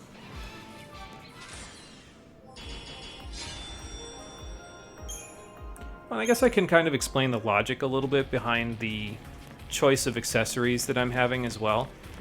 The auto faith and auto bravery that I've got on them, it's not just to help us, you know, to make sure that we kill things fast enough to make sure we get good target times. It's also because I'm not planning on using a whole lot of Fortisol and Aegisol on... Oh, okay. I was going to say, where the hell are the enemies? Not planning on using a whole lot of Fortisol and Aegisol on the field. Planning mostly to use it against major boss fights. So since that's the case, it might be better not to... Like, it might be better to try to get as many buffs on Lightning Fang and Hope as possible without having to use them. So. I think I'm going to go Aggression, actually, because these guys are pretty tame and we can kill them pretty quickly, so I'll just blitz it up and see what we can do. I think one of them just tried to merge, though. Yep. They're trying. See if they make it. If they do, okay. We'll switch real quick in a second. Alright, Delta attack a go-go. Let Fang get the provoke so I don't get my ass kicked. There we go. I can attack now.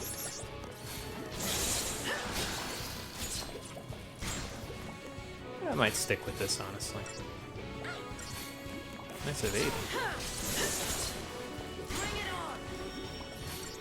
Yeah, I'm not really worried about poison. It goes away pretty quickly in battle, so, like, it's not really something that I care too much about.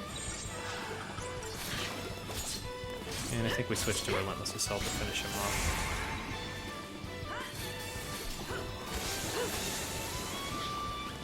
Yep, there we go.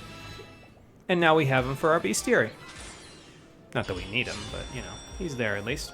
If they merge, I believe the target time is calculated at the start of a fight. So them merging in the middle of the fight does not change the target time. So, like, it's probably more worthwhile to kill them because that way you don't have to worry about the target time being a problem.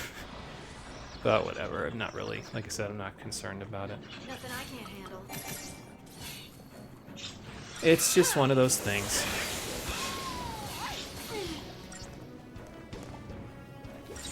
Alright, switch to aggression. Let Fang do her thing real quick. And then off we go. Doubled up there, nice. These guys are sticking together. Oh look, now there's 3 of them.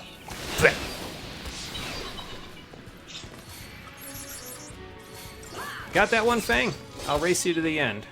Oh look, we finished him at the same time. That'll work. Yeah, as you can see, in this particular chapter, quantity actually beats quality because the larger the number of enemies, the more CP you're getting. You get a good chunk of CP from the big guys that we're fighting, but, like, at the same time, it just doesn't quite compare because the battles take longer from fighting the big guys. Speaking of big guys, what the hell is this thing? Is that a behemoth? It is a behemoth.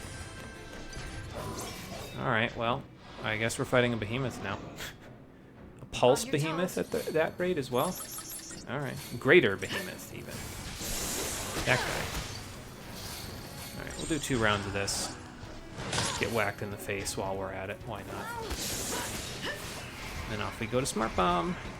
Get slow and curse on him, if possible. Okay, we got slow on him. That's good. And I think we'll switch to Delta attack in a second. Oh, good, he got curse on him as well. I don't know if that means that he's immune to...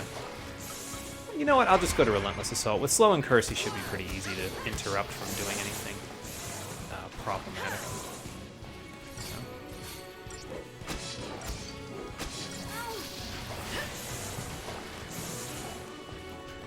Now the real question is, do I keep going with the chain or do I just go to aggression and kill him? I think I just go to aggression and kill him after I renew myself. Hold on.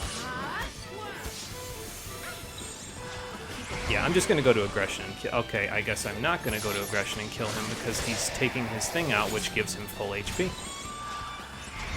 Alright, but he's slowed and cursed, so that should make it a little easier to get him knocked down, despite his current stature. Yeah, so what he'll do is he'll stand up, he'll pull the weapon off of his back, and then he'll start beating you to death with it. Which is cool the first time you see it. Kind of a pain in the nuts the next time you see it, but, you know, we'll handle it. I don't know, it doesn't seem like he does as much damage in this form to me. Maybe that's just me, though. I'm just gonna go to aggression, I think, right after this. Okay, he'll be dead after this, never mind. Yeah, like, I mean, he has the AoE in that form, obviously, because he swings the weapon in a wide chain, but maybe it's the slow and the curse that we're getting, and that's the big deal, you know? I don't know. Maybe that's why it was much simpler. You're back. You're helping a friend level since he's determined to do all the Endwalker role quests before finishing the story. Oh, nice. Although there's more role quests in Endwalker than there is in Shadowbringers, isn't there? There's like 5 now or something, isn't there? So good luck to that. That's a lot of work, but... Oh. I don't know, I haven't played Endwalker, but it might be worth it to flesh the story out.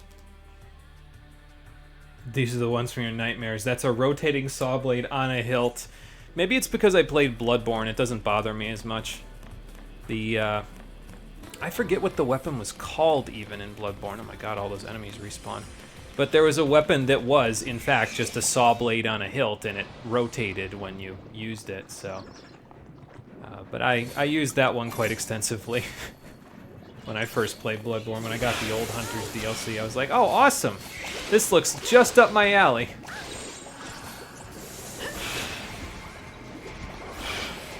There you go, Fang. Do that blitz so they don't merge.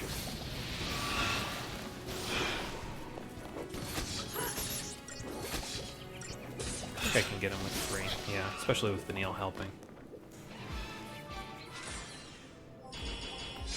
But yeah, welcome back, Marie. We got that behemoth pretty easy. I mean, it took a renew and him standing up, but that's fine. Oh, look, more of those slug things, probably. Watch me, like, turn the corner there, and it's just, like, slug things, but also a behemoth. Follow your instincts. Well, my instincts say that they're not going to show me the really powerful enemy at the back of this thing, but could be wrong. I'll use Delta Attack. That worked pretty well last time, so. We got the Alicanto as well. I think that's Hope's Stagger Lock weapon? Yeah. Excuse me. It's really bad for him specifically because this one gives you more strength than magic, and that's just...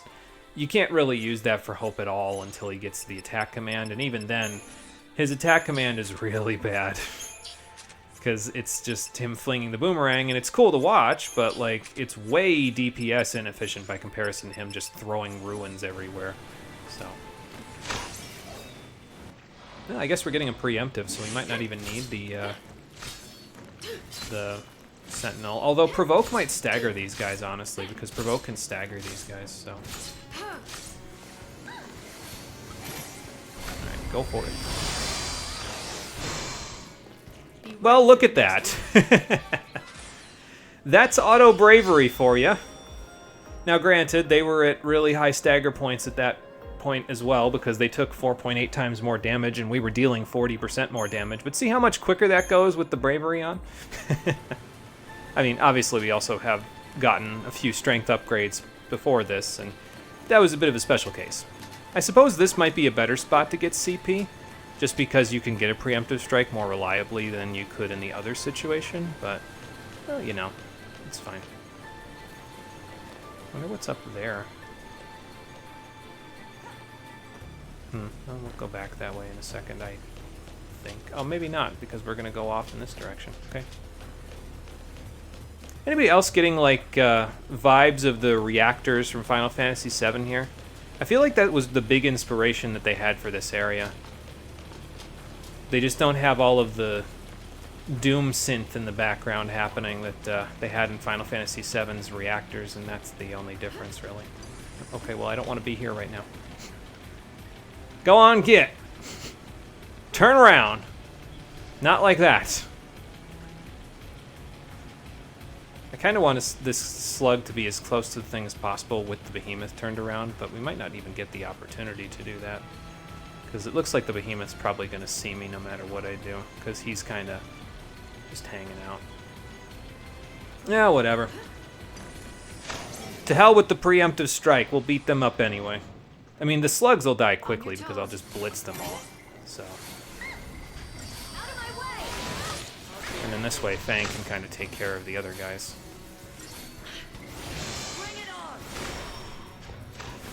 While we take care of these. There we go. I think we smart bomb in a second, honestly. New strategy. Get slow and curse on him, and then off we'll go. Wasting a little bit of time there, but you know, it's fine.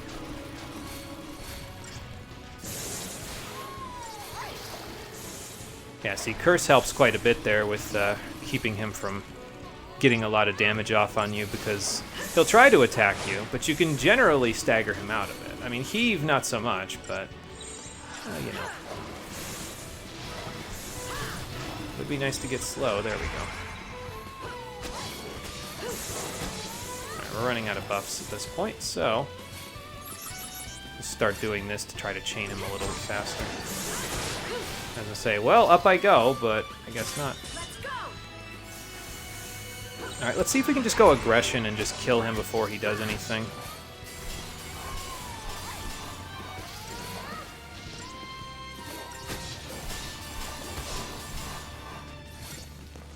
Nope, he's getting up. So there we go. Alright, well, we'll stabilize the gauge anyway, real quick. And then off we'll go.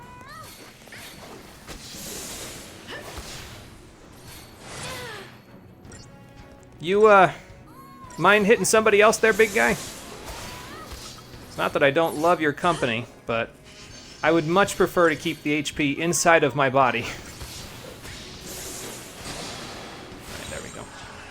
Off to aggression now. You know what? I'll let Fang do her thing, and then I'll keep him suspended. The curse is gone now, but that's okay. We don't need it anymore. He's been stabilized, so.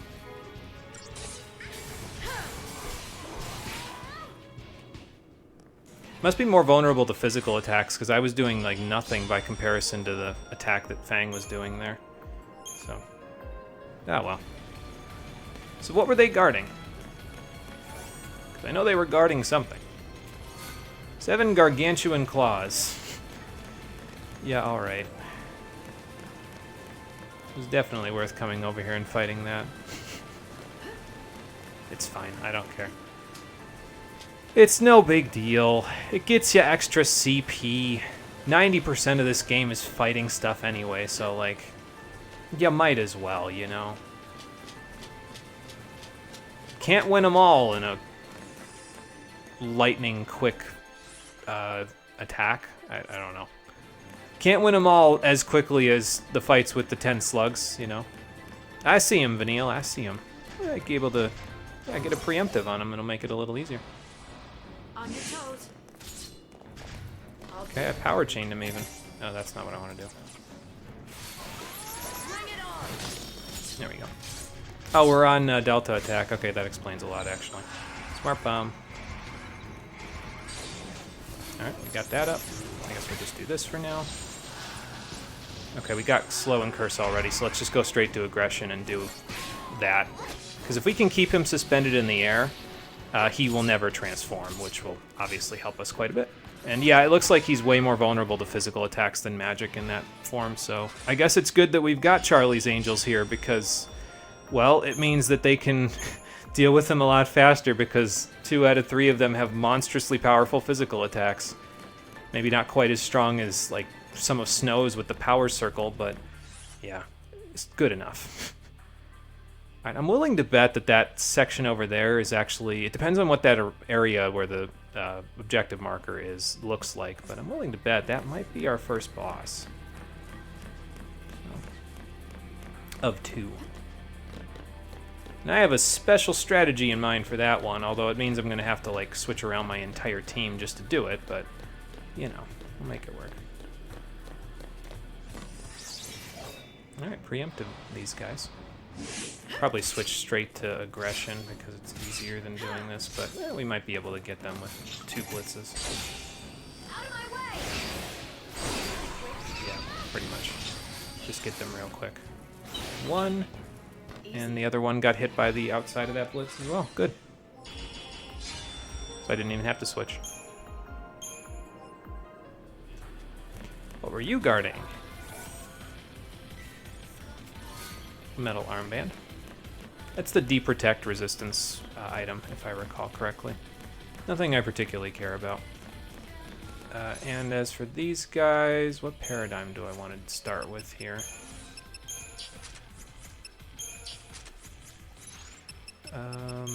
That's not the right menu for paradigms. I guess start an aggression. Well, no, actually start in Delta attack because then I can have Fang kind of take control of the aggro real quick, and then we can just fight the imps and get them out of the way.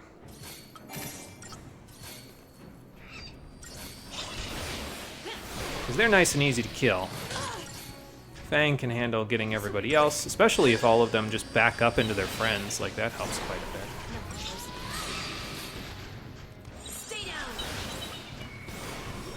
And let me power chain this guy actually real quick. No. Oh, thank you for knocking me out of that. I might not. Okay, do my little flippy flip now. But never mind, I did anyway.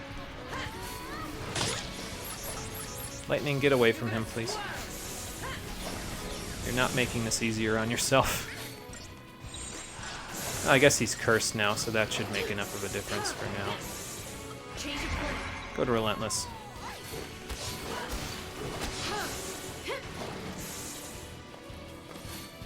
Wait a second, see if we can get it so that I'm not like doing it at the exact same time as all of my friends. Go to aggression. Oh, this is gonna hurt. I can't believe I'm not dead. No hesitation. Alright, go, go, go before he stands up. Alright, well, he's up, but it's fine.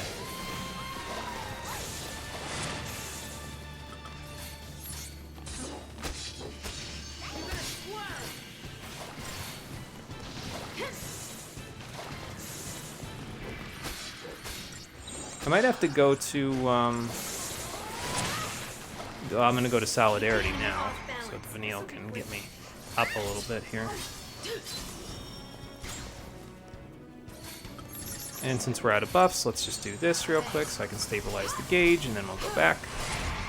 He's out of slow, but that's fine.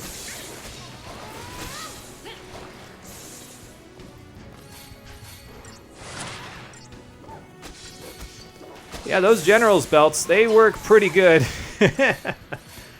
They are keeping us alive at the moment. Hey, we still got 5 stars out of that one. Not bad. I might have to dismantle the, whatchamacallits, though, if this is what I think it is coming up here. The doctor's code. Depends on if they're giving me an ether sol. Okay, good. So that's usually a clue, by the way. If they are giving you an ether sol, it probably means there's a boss fight coming up. So just keep that in mind. And in this particular case, that saves me from having to desynth the doctor's code that I'll probably need for this boss fight. So I'm actually going to use that right now. Hang on, I got to use it out here. Forgot. I'll go away from this. And that'll top us off at 5 TP. We only need 3 of those 5, but since we only had 2, I mean, it's not like I want to fight the behemoth again, so I will not do that today. Alright, but before we do anything for preparing for the next boss fight, let's start by doing Crystarium work. And then we can go from there. I'll grab these 2 because we should be able to get a good chunk of this entire section of Lightning's Crystarium. If not, max this out. Yeah, we can max this one out, so that's good. Alright, next. Fang and Vanille are going to take a seat after this, though. We're going to let them sit this next one out. And we're going to bring Snow and Saz into the party instead. Alright, so I started on this, so I might as well do that. Grab counter. Grab challenge. Go up here. Grab this. Do not grab this. Just keep going. Leave it behind and don't look back. Again, in case anyone missed the explanation previously, Entrench, it is a counterattack, and the AI prioritizes this over Steel Guard and Metaguard, even though it only gives them 10% damage reduction rather than 20%, which is what Steel Guard and Metaguard give. So, since Fang has an advantage over Snow as an AI Sentinel because she doesn't have Entrench or Vendetta at the moment, then it's more worth it for us to just leave that behind and not use it at all for her. So that's exactly what I'm going to do. I'm going to leave it behind, not use it, and then let her be the AI Sentinel. If I need Snow as a Sentinel, then I'll just control him myself, and I'll do it from there. I'm not a very good Sentinel, to be fair. I haven't had much luck with it personally, but yeah, we'll make it work, I guess. Like, out of all of the skills, that's probably the only one that I would say explicitly avoid. Well, Entrench and Vendetta for Fang, specifically, I would say avoid.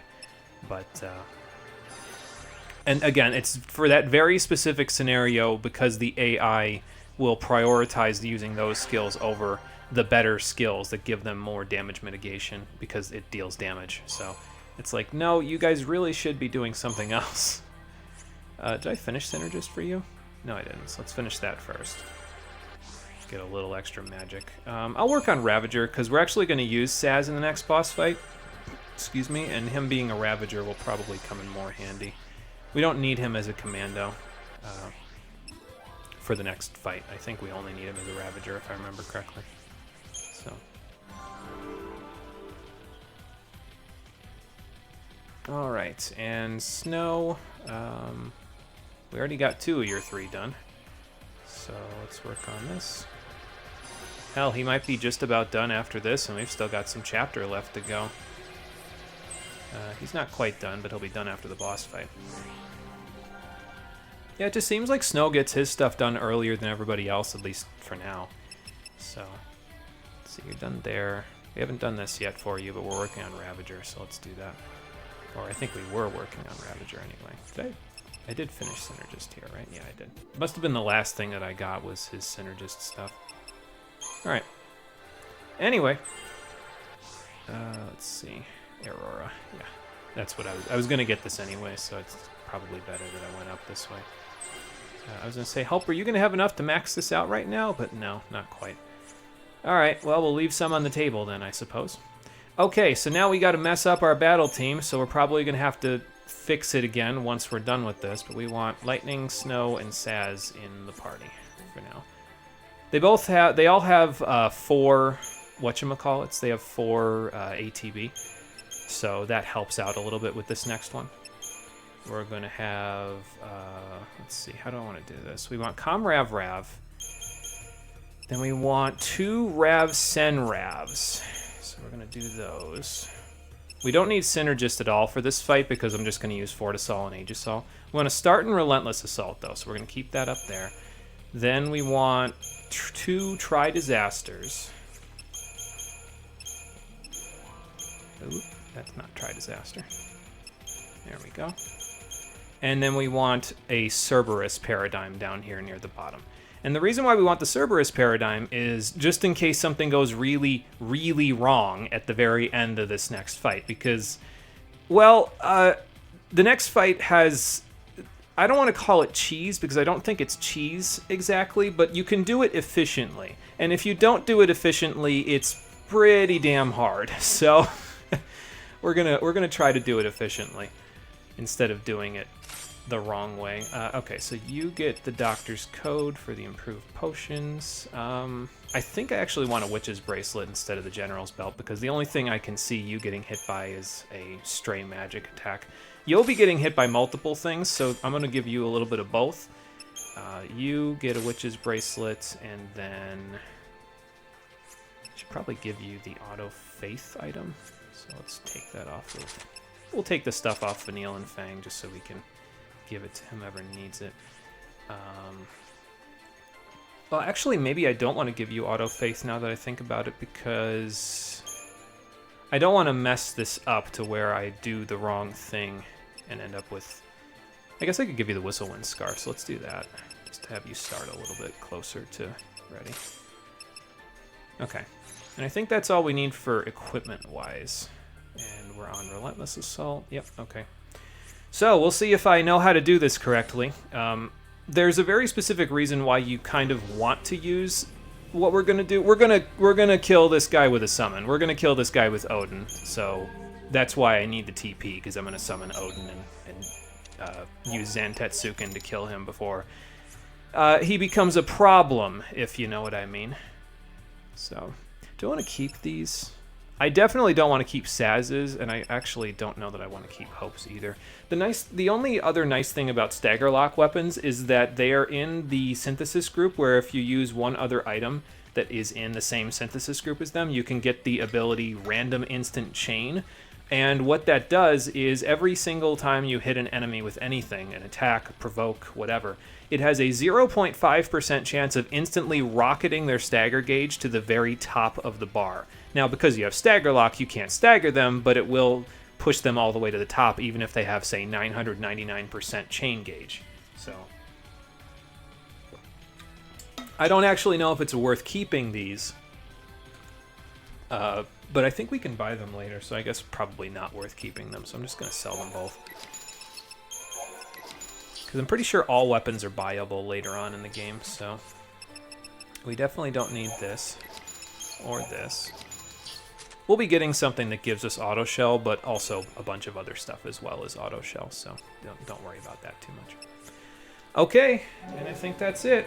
I remember having a lot of trouble with this guy on my first playthrough of the game, but hopefully with the preparations that I've made here, and with a Fortisol and an Aegisol, we'll be in a little bit better shape. So, alright, let's get up to the thing a little bit first, though, because until we get closer to that, we're not gonna be sucked into a cutscene. Alright, I think this is close enough. Fortisol, Aegisol, and off we go. I believe these last for 60 seconds, so you've got about 60 seconds to get to wherever you're going.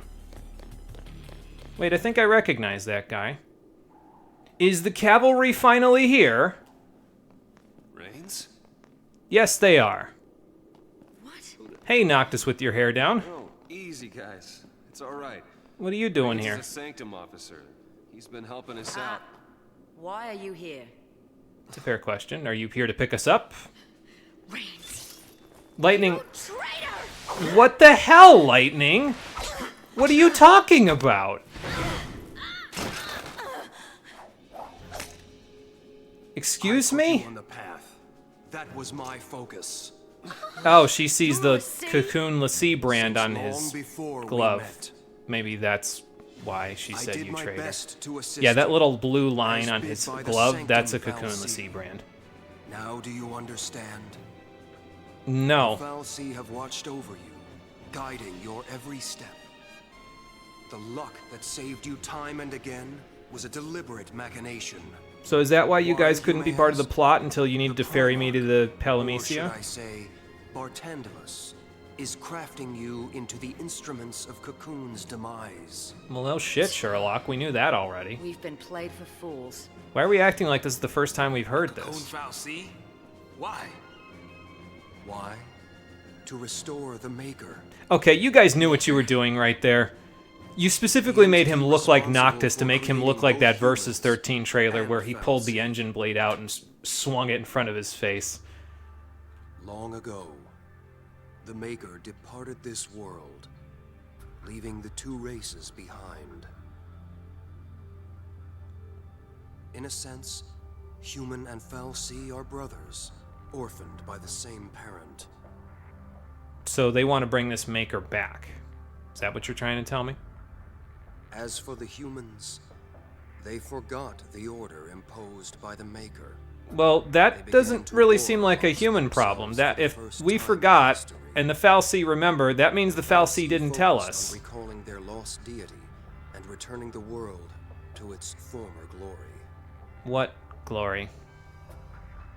This purpose lies at the heart of all their actions. Yeah, so every single Fal'Cie, Pulse, or Cocoon has one Back goal, the Maker and that's it. requires a fitting sacrifice. The destruction of Cocoon. Yeah, we've heard. The destruction of Cocoon. The lives of this world's entire populace in bloody tribute.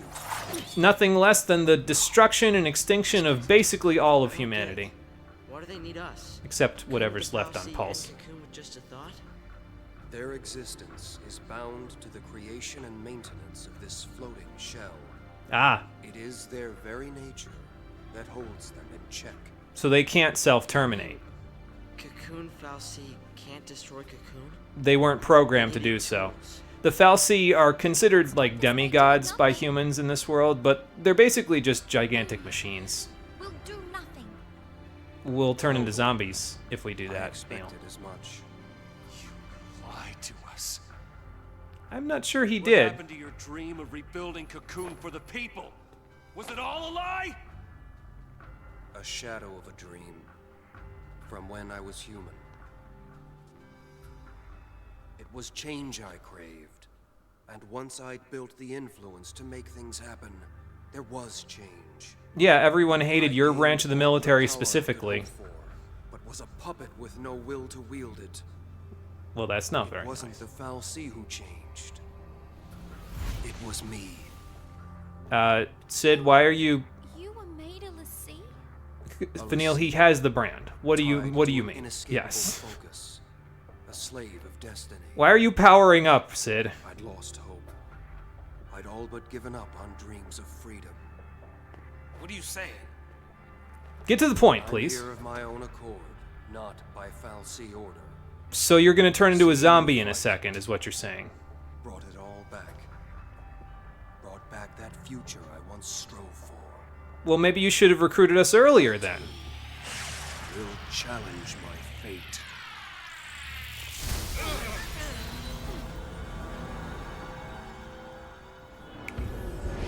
Gundam? No, but Easy, guys. he can seal us in like Luxord from Kingdom Hearts 2. If I can defeat you here, the Fal'Cie plan will fail.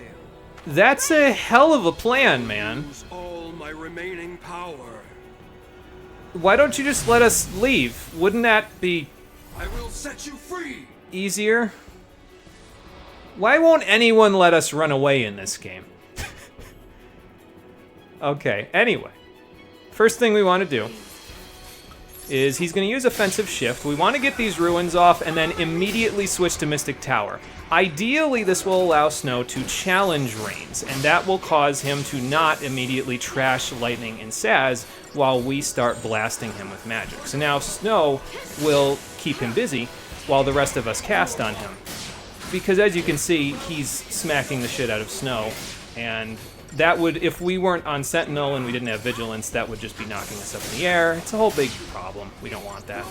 So, alright, so he's going to switch to Recovery Shift. When he switches to Recovery Shift, go to Try Disaster. That will allow you to cure himself, but it'll allow you to stagger much more efficiently because you have 3 Ravagers. So let's do that real quick.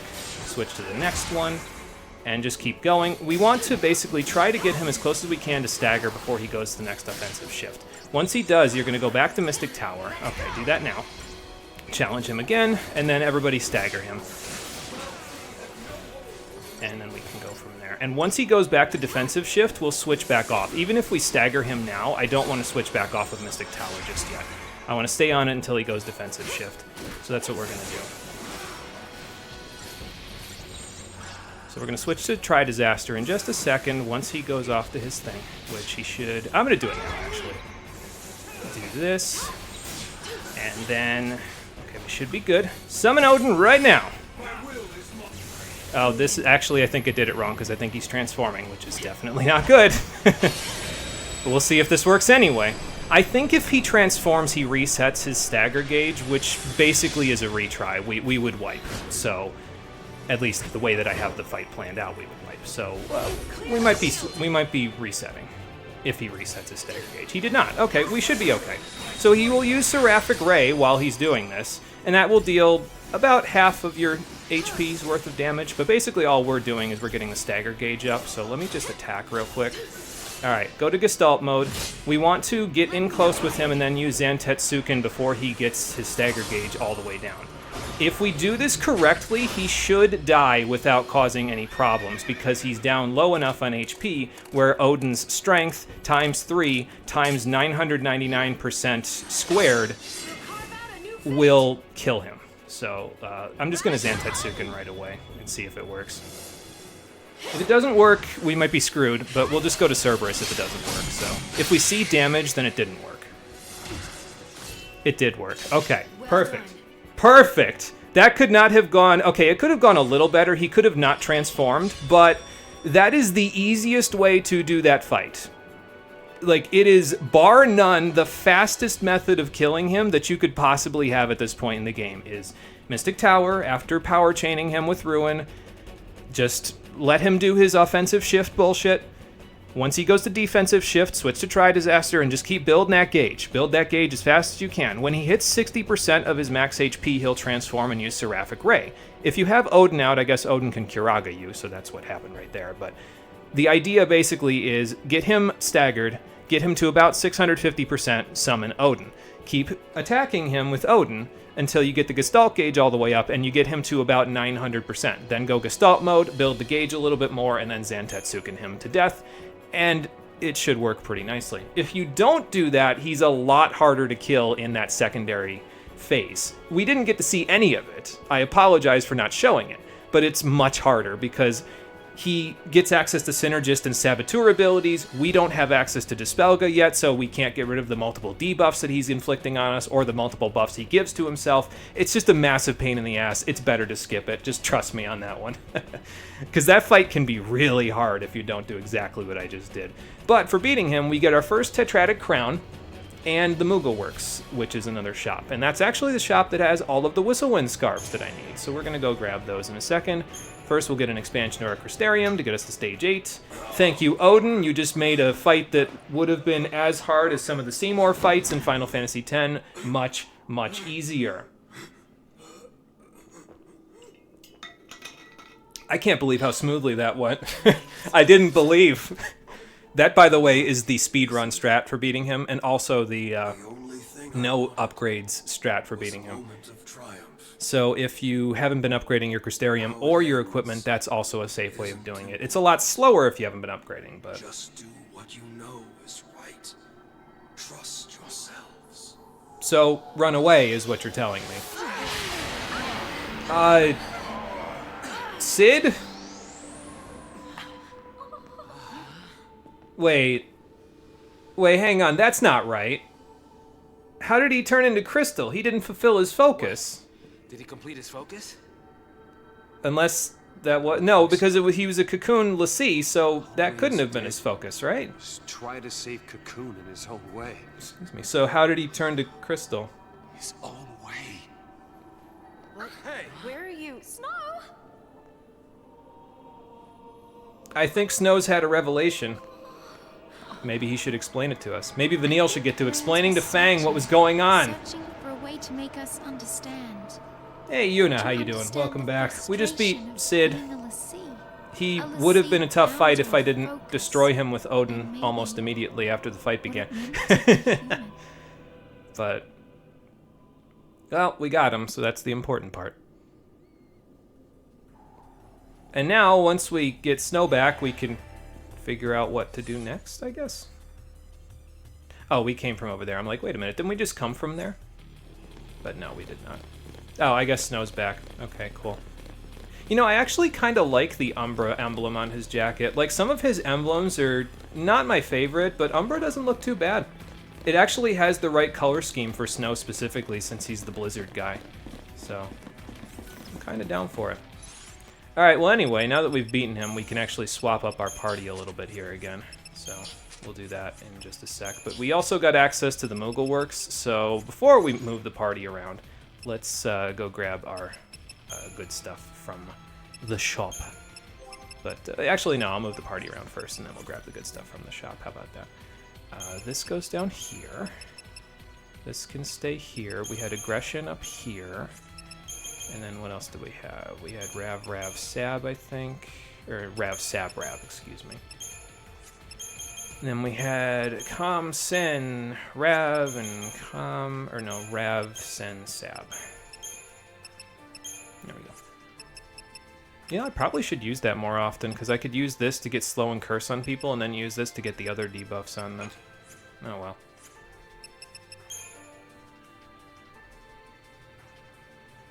No, you did good fight, right? Yeah, it was pretty good, actually, yeah. So I did the speedrun strat to beat him, where you basically skip all of his second phase. So it worked out very nicely, like way better than I thought it was going to, and I mean, I already knew the strat worked. I've seen other people use it, but like, I didn't think it was going to work that well. So, alright, but we'll stick the General's belts back on for now, and give you the Morale Talisman. And somebody else has the other General's belt, probably Snow. Actually, I could probably leave the Whistlewind Scarf on Saz, since I'm going to get another one for Lightning anyway. The Tetratic Crown gives you the critical Tetra Defense skill, which casts Protect, Shell, Veil, and Vigilance when you get down to critical HP. If you max it out, you can upgrade it into the Tetratic Tiara, which gives you automatic Tetra Defense, which gives you automatic Protect, Shell, Veil, and Vigilance when you start a fight. I'm going to use these because I really like Vigilance as a buff, and it gives us a bunch of extra buffs that we don't have currently on our battle party for a very small cost. I mean, it's a cost. We have to get some Scarletite in order to upgrade it into a Tetratic Tiara, and we don't have access to that yet. But once we get access to that, it will be much, much better. And again, you can dismantle these to get Sprint Shoes and Hermes Sandals if you want haste instead. I just like the plethora of buffs better. It's also worth noting that these only last 30 seconds by comparison to the 60 seconds that you get out of like the Auto Bravery or Auto Faith that we have. But I won't be equipping those just yet because it's not upgraded yet. So since it's not, I'll just wait. Alright, but anyway, we're going to want to get... I'm just going to leave the General's belts on for now, just because they're pretty good in terms of their damage protection for us for now. So. Yeah, it's no wonder we beat him so easily, considering... Yeah, it would have been a pretty tough fight otherwise, so I'm glad that we beat him as easily as we did. Alright, but first thing, before we do anything else, Moogle Works is available now, so let's go see what they've got. Huh, they kind of look like... is that Final Fantasy XI Moogles? I haven't played Final Fantasy XI, so I wouldn't know. The Collector's Catalog's available from here. This increases the odds of obtaining common items after battle, not rare items. You need to upgrade this to the, I think it's the Connoisseur's Catalog to get the rare items, but it's 100,000 gil, and we have money to spare, but we don't have that kind of money to spare, so I'm not going to buy those. I am going to buy 5 of these, though, and we're going to upgrade a whole bunch of them, because everybody is going to wear a Whistlewind and or an Aurora Scarf. So let's just go upgrade those, get those done, and then we'll go from there. I think I can also dismantle the Doctor's Code now. I don't think we're going to need it ever again, so... Alright, you're all done already, and you're on Saz, so we'll just leave that on Saz. That's fine. And as for you, we only need 350 to get you there, so... And look at that, the bombshells just do it right away. Perfect. Alright, so we'll leave those two there.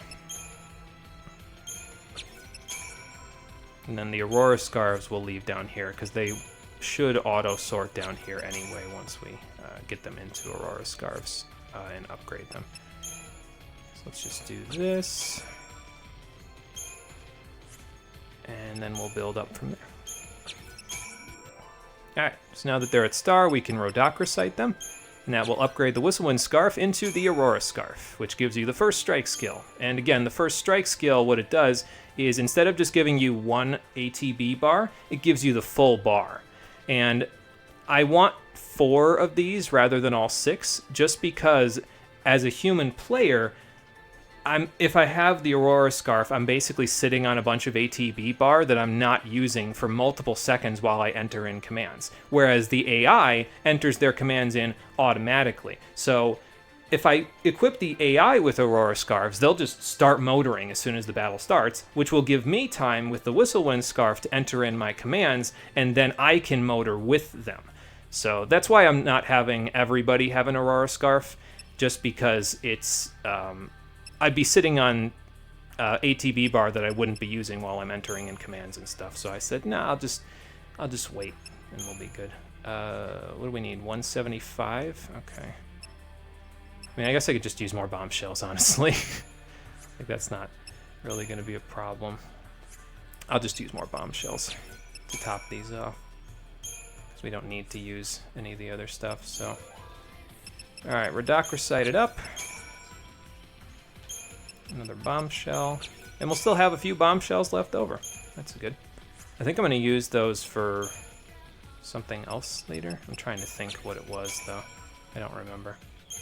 Probably upgrading the Tetratic Crown and the Tetratic Tiara, if I had to guess. We'll get more of them. There's plenty of bomb parts to go around, even when we get the Pulse, so...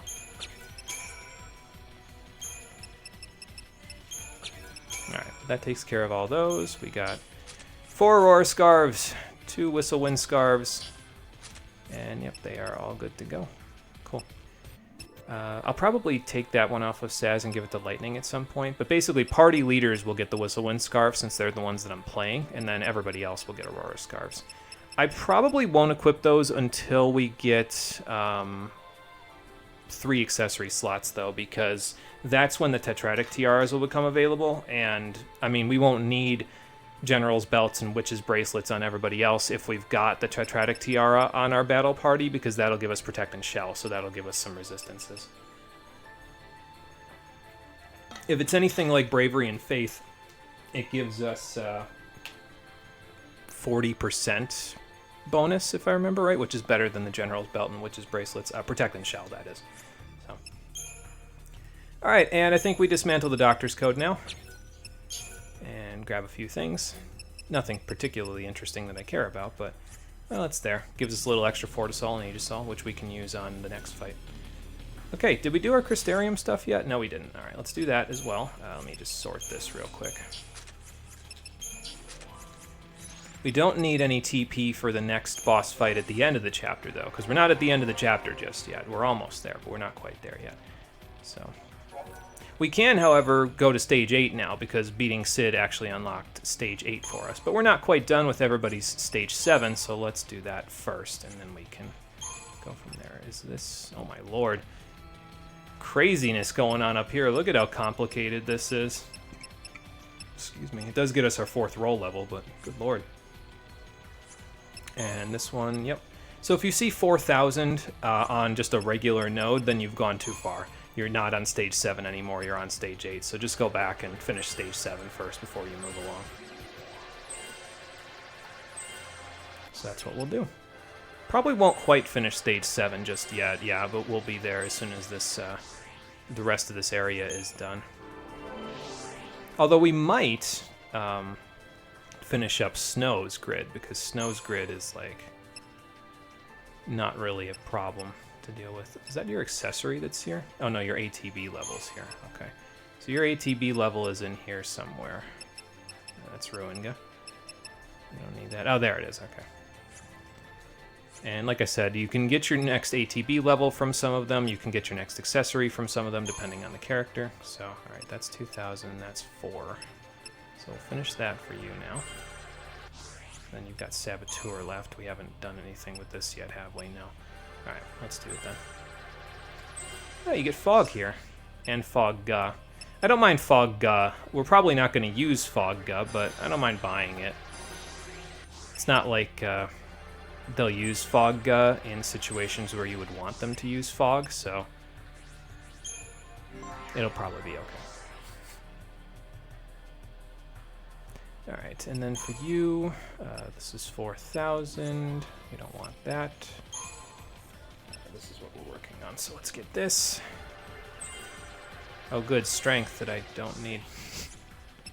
And then did we do anything with medic yet? No, so let's do that now. Especially for Vanille, you want to do medic. There's a very specific reason why you want to do medic for Vanille, and I'll show you why actually. It's because if we look here, her next ATB level is available right away at medic 8. So that's only 4,000 points and she's done with that.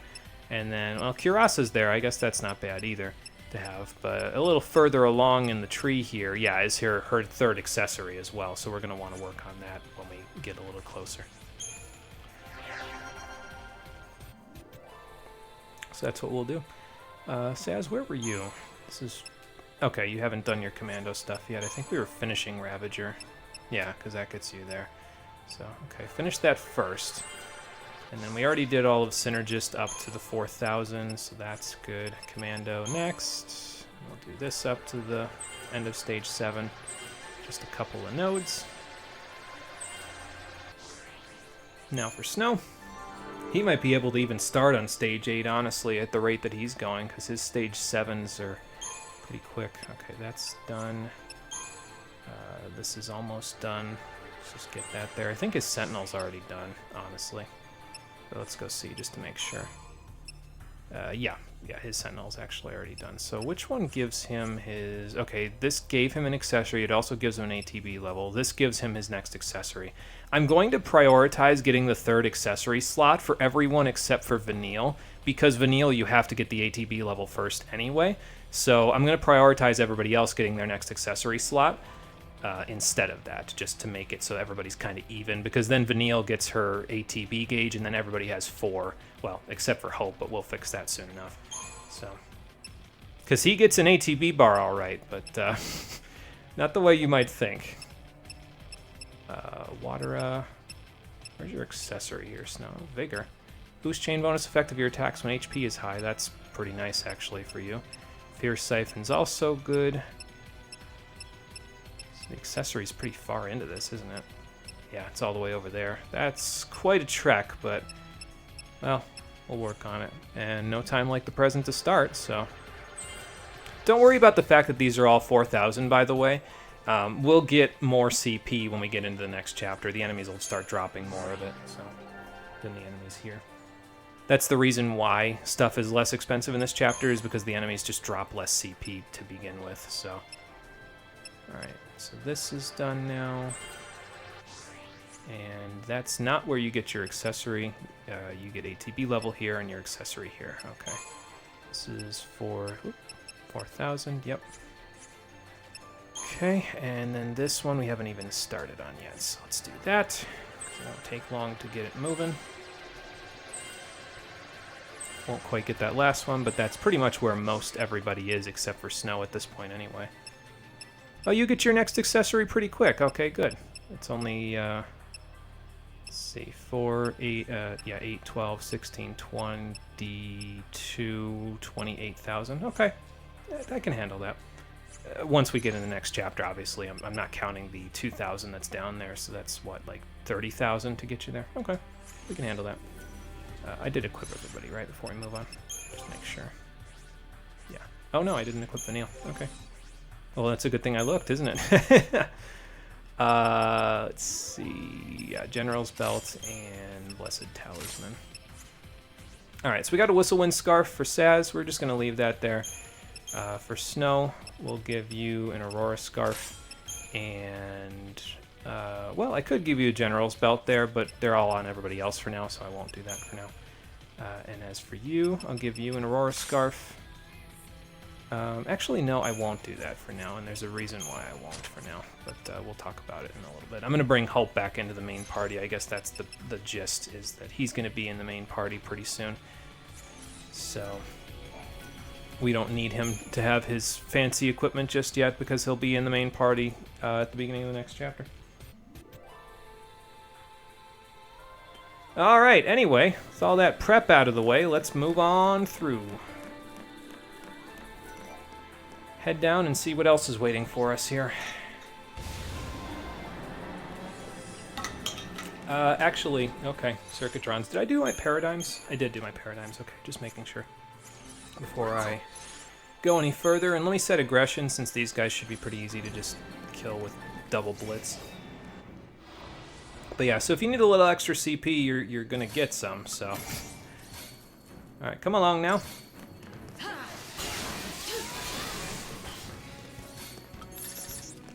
Okay, we didn't get the other one yet, that's fine.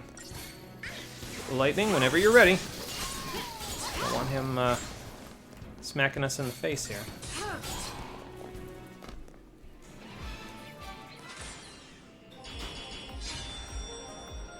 And we'll build the TP back up, even get a bombshell out of it. Nice, I used a couple of those already, so that will work. Are they going to be dropping on us this whole elevator ride, or what? Or was that a one-off thing? Looks like it was a one-off thing. Alright then. Central Conflux. Now that sounds like a boss arena. Let's see. Not quite yet, actually. It looks like we might have a little bit more to go before the next boss area. Like I said before, there's 2 bosses in this chapter, and, well, the next one isn't as much of a difficulty spike from what I remember as Cid is, but it's not terribly easy either, if I remember correctly. So. Do I want to go this way, or do I want to go just straight down the platform there? Because I can probably just come back up this way. Well, I'm already halfway through here, so I guess I might as well see what's at the end of this before I go back. Might not even have to go back. I might be able to go all the way around. Let's go see. Nope. I'm gonna have to go down here. But maybe there's something at the end of this. There is not. I am disappointed. Oh well. Alright, so we'll just go the normal way then. There's phosphoric ooze over there, but that's fine. We can handle that. 23, huh? I wonder what that's supposed to mean. Maybe this is the 23rd floor? Not really much of a floor. It's more of a platform than anything else. Sure, sounds like fun. I say we get rid of the phosphoric ooze first, because it looks like they're fighting the other guys, but they might not be, I guess.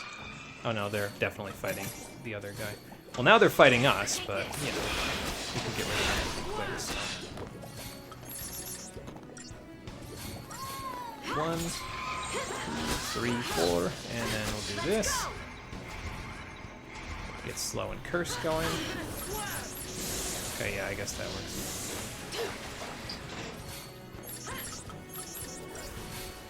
Oh, and she can even get fog on him.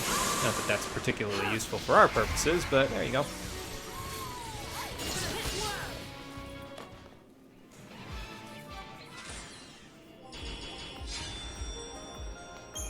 Okay, should be back to 5 TP after the next fight, I think.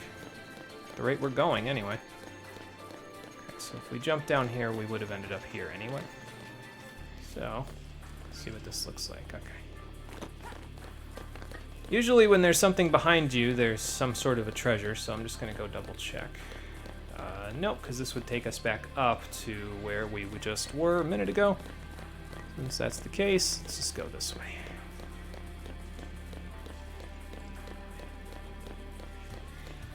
And that one looks inaccessible from here, at least for now. Well, it'll be more accessible in a second, but, you know. Okay, yeah. It'll be more accessible in a second, but let's take care of these guys first. 3 and 2, huh? Alright, sure. Why not? Definitely not the Pulsework Knights, no. Definitely fight these guys first.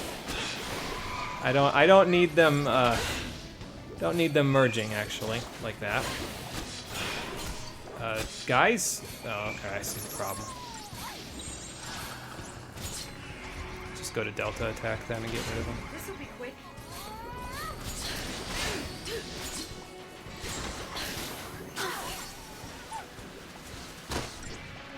I guess I'll wait then. Okay, there we go. That's a little bit better. We already got that guy with that, so let's just... oh, he's weak to fire and thunder. I keep forgetting. Alright, I think we renew here. Cutting you down.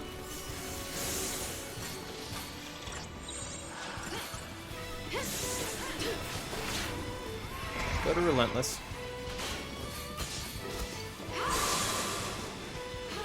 Let's see. Yeah, weak to fire and thunder. Okay, so let's just do those. Do more damage. Well, we already got Curse and Fog on him, so I don't think we're going to get a whole lot else out of this. So let's just... I guess we'll just wait a second and then we'll go to... Yeah, we probably won't even need aggression.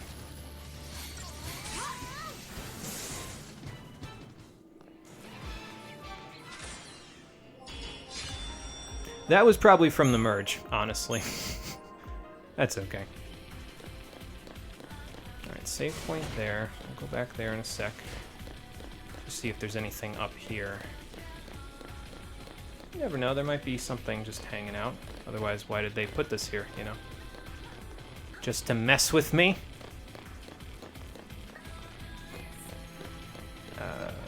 Maybe. Okay, this is going back up and around, so there's a possibility that there's something at the end of this rainbow, but... It's also a possibility I'm just going in a circle. I'm just going in a circle, never mind. Well played, game, well played. So I guess if you wanted to skip all that, you could have just ran straight this way, and, well, there you go. Not like you can go the other way, right? Let me just make sure. Nope, can't go the other way. Alright. Otherwise, it would have let me. Thankfully, the enemies did not respawn, although I don't think I would have fought them anyway, even if they did, since we just did, and I don't care to do it again. Alright, guess we'll just set those up. Should have enough to get everybody over the edge of their Crystarium dregs here, if they have anything left over to do. I think Lightning had Medic left to do. Yeah, she did. Okay. So just finish that real quick. See if Fang had anything. Snow's just kind of hanging out at the moment because he doesn't have anything that costs less than 3,000 CP to buy at the moment, so... Done there, and here, one more. Okay. Perfect.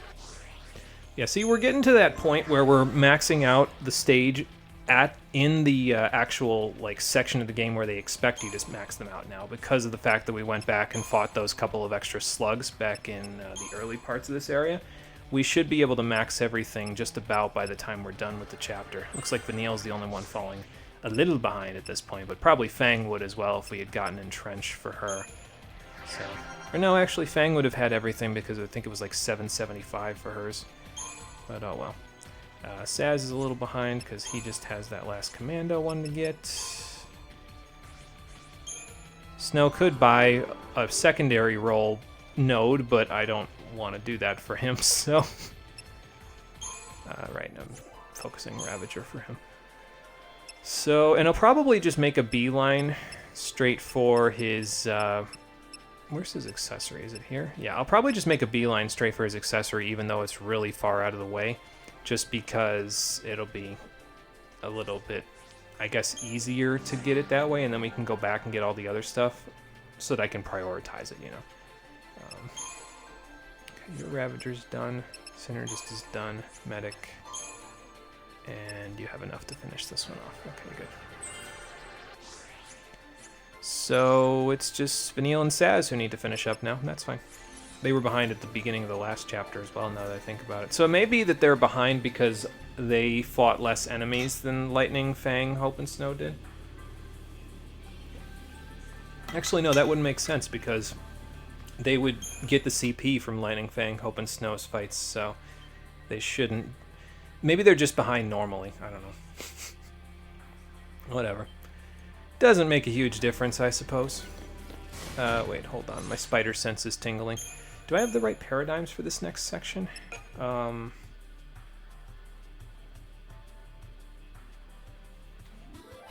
want to switch this to a Mystic Tower, actually. And this to a Mystic Tower. Yeah, so we'll start on Relentless Assault like we just did to get the power chain going.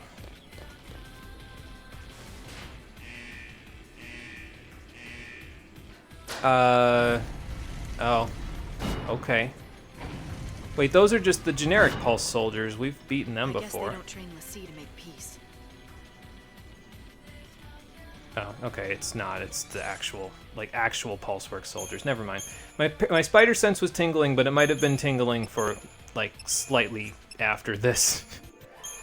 Let's see, put that there, and this was Rav Sen Sab. Okay. So, since that's the case, I guess let's just beat him up. Excuse me.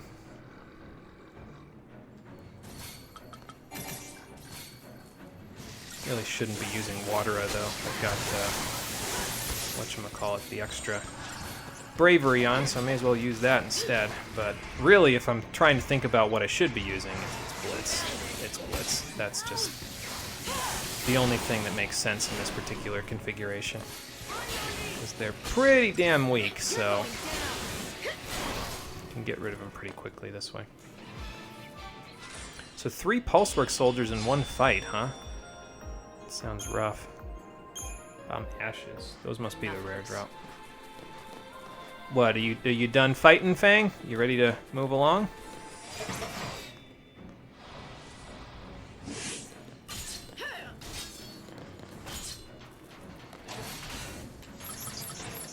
Actually, probably be better if I had just done Spark Strikes, but, you know. I can do that now. Do I want to switch after this? No, not really. Nah, we're gonna lose that. That's okay. Maybe I want to switch to Delta Attack, actually, so Fang can provoke these guys and get them off my back.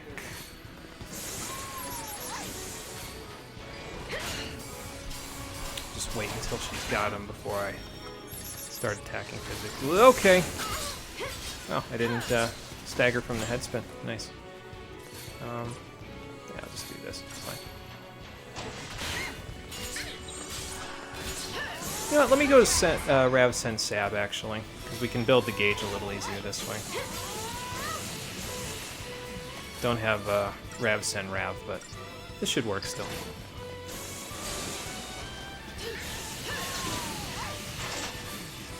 Yeah, just attack for now, and then I'll switch after this. I'll switch to Solidarity. We should be able to get rid of the guy before it becomes a problem. Oh good, I got hit again and I didn't drop from the headspin either.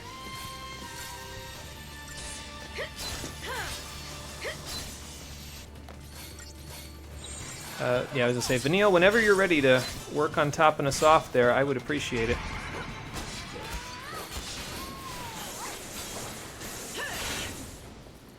We should be good from here, though, I think. Probably, I was going to say, spin one more time, but I think we can handle it. Fang can handle it, right, Fang? Not if he head spins, but looks like he's a little confused, so he probably won't head spin.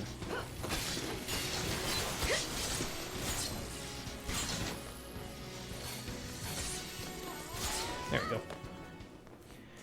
Got him. Long fight, but that's okay. We made short-ish work of them. Now, how many more testing chambers are they going to have for me? Ah, okay. So this is the Daze setter, and then 2 Pulsework Knights. Got it. I think we can handle this. Yeah, definitely Stakini first. Don't fight the other ones yet. I'll get her first, and then we'll go from there.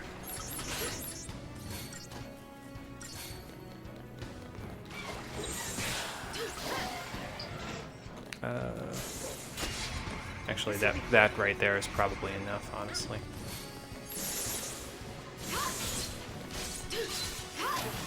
Okay, good on you for getting out of there, Lightning, even though you still got hit by the head spin. I'll take it.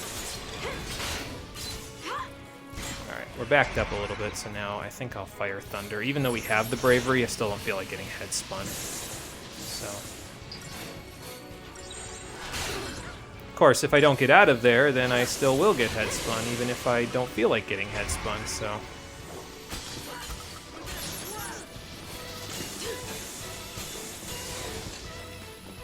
Alright, now on to you. Power change should help quite a bit. Let's get this going.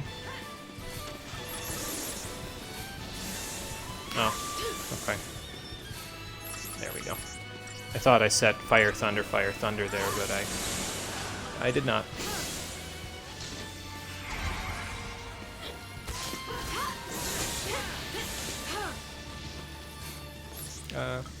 Yeah, Fang will get him. See? Had a brain fart for a second. I was like, wait a minute, I should be Spark Striking. And then, well, doesn't matter, because Fang and Vanille have got me covered. Well, at least we didn't have to fight a whole ton of Pulsework Knights there again. Like the other room. I got nothing against fighting Pulsework Knights, it just takes a while to kill them, that's all. Ah, the Feymark, okay. That one's actually one that I used on my first playthrough for Snow, and I'll show you why. So Umbra is the one that we've got currently, and that's the one that gives him improved ward. But Feymark, and Umbra also has a slightly higher magic bonus on it than, like, say, Power Circle, which was more focused on strength. Feymark, instead, has no strength on it at all and exclusively gives Snow magic. And what it does when you equip it is it gives him the Enfeeblement skill, and what that does is it reduces the physical damage he deals to enemies by 70%. So even with a strength of 249, that's reduced by 70% due to the Feymark being equipped. What this does for Snow's AI is it kind of forces his AI to cast spells, and since he has a really fast casting speed, it can be pretty powerful for him. The reason why I'm not using it this playthrough is because I still want him to launch enemies into the air when he's in the party with Saz and Vanille, because Saz and Vanille can't launch, so I don't want him to not launch because he's got no strength, basically, from the Enfeeblement. So instead I'll just use Umbra. It doesn't particularly matter, but Feymark does, especially if you upgrade it to like tier 2 and you max it out, it gives him a really solid magic bonus and it can make him a really powerful caster, especially if you have him spamming Ravager spells or Daze, which he gets as a Saboteur. So yeah, they're both pretty good. Yeah, it makes Snow into a caster. Yep, pretty much. I believe, if I remember correctly, Fang also gets a weapon with Enfeeblement on it, though she's not as fast of a caster as Snow is, but she can still do pretty well with it. And I think if I remember correctly, Vanille and Hope both get ones that give the opposite version. So, like, it gives them something that makes their magic attacks deal less damage. So, not really my cup of tea, personally, but... Okay, we're just going to kill them with the Thundaras anyway. So we'll just do that. Okay, good. She got him. I think a Delta attack's in order. And I'll get the hell away from him with Ruin, even though I have the thing, because then I won't get head spun.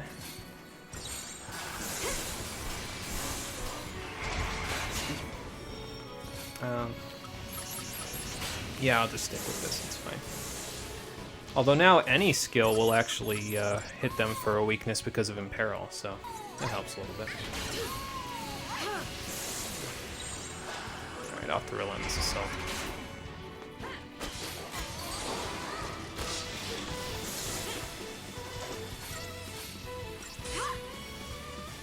Okay, start this guy's chain up. Gold here. Fang, you having a little trouble over there? That's okay. With Curse on him, and that as well, you shouldn't have any more issues. Or you shouldn't have any more issues, rather. There we go.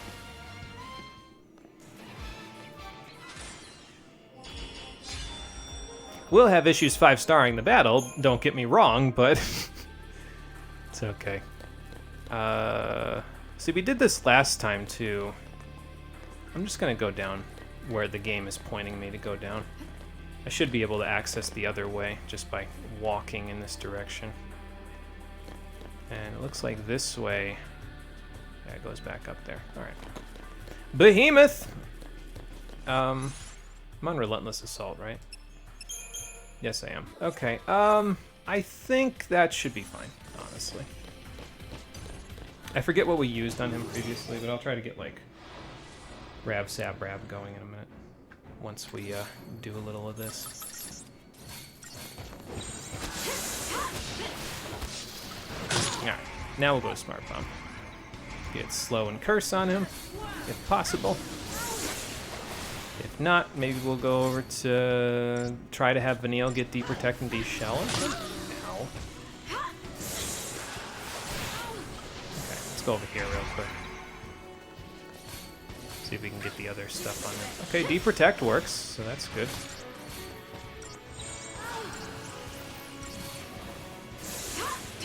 The other stuff, maybe not so much. Alright, got Slow, got Curse, good. I think that should be it, honestly. I don't think we can get Fog on him. I was gonna say, Lightning, don't you dare walk into that attack on me now. There.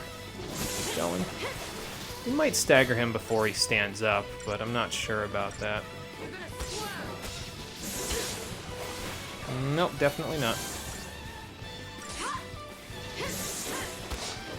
I'm gonna go to Aggression real quick, see if I can refresh before he does this. Go, go, go, go, go! Lightning, stop whiffing! Motherfucker. Come on now. I whiffed 2 attacks, and that's the only reason why he's, well, the way he is, still standing. Okay, this is worth a retry. Fuck you. She'll be fine. She just needs to love supporting. Yeah, basically. That's the gist of it. Maybe I even Fortisol, honestly. Like, I feel like killing this guy with fire since he just wasted my goddamn time. So, now I'm going to kill him faster.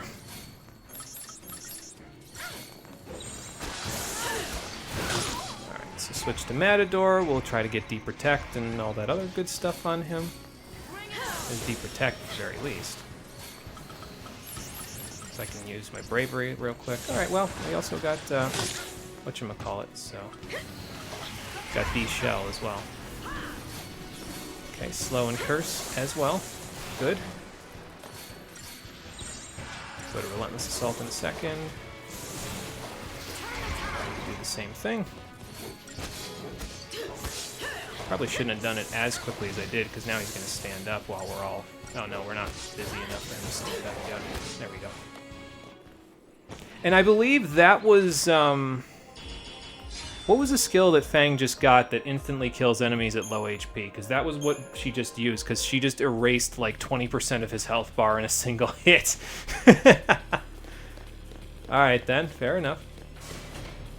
I guess Fang was as upset about him wasting my time as I was, so fair enough. I have a question to ask? Sure, go for it. I love answering questions. That's not sarcasm. I actually do love answering questions. It's fine. Go right ahead. Sorry, I realized as I said that it probably sounded like sarcasm, so I wanted to make sure I clarified. Okay, we're not too far to the end here, I think. More of this. Am I on... I should switch to Aggression. Let's do that. Because that will take care of these things a lot quicker.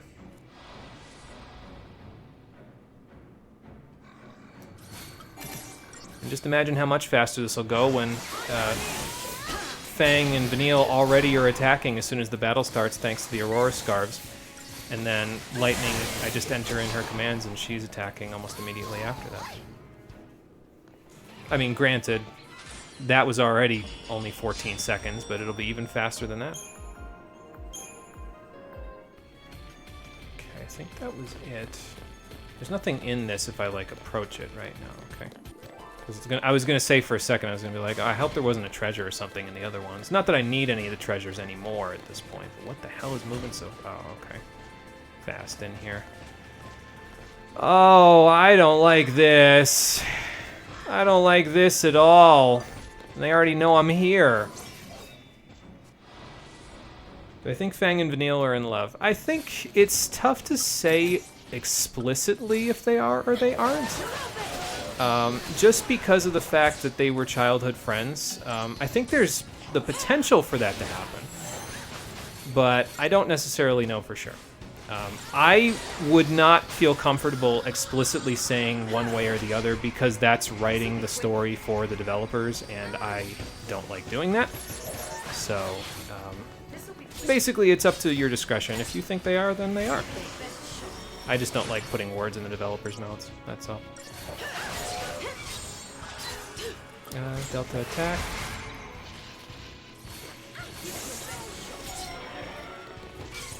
You know, honestly, this isn't working out as horribly as I thought it was going to. I mean, we're taking care of the little guys first, so we've still got the behemoth to deal with in a second, but we'll deal with them, it's fine. Yeah, I better go to Comsend Med, just to heal a little bit. And then after that, we'll go to, yeah, we'll go to this now. Should work pretty okay. This'll be quick. Lightning, please stop standing directly next to the Sentinel. You know, this is the part that Ni no Kuni got right. Is, like, in Ni no Kuni, you can move around the battlefield even though it's still relatively a battle system that's pretty much automated, you know? It's like turn-based, effectively. Even though you can move around the battlefield, so... Alright, well, anyway, back to this, I guess. Actually, that's the wrong one. Matador. Get Deprotect and all that stuff on him instead.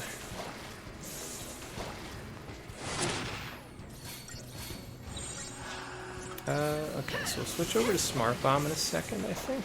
Yeah, we'll do it now. Just see if I can get Slow and Curse on him, which should make him a little easier to take down here. This is definitely not a 5-star fight, though. We didn't get a preemptive strike. He's beating the shit out of me.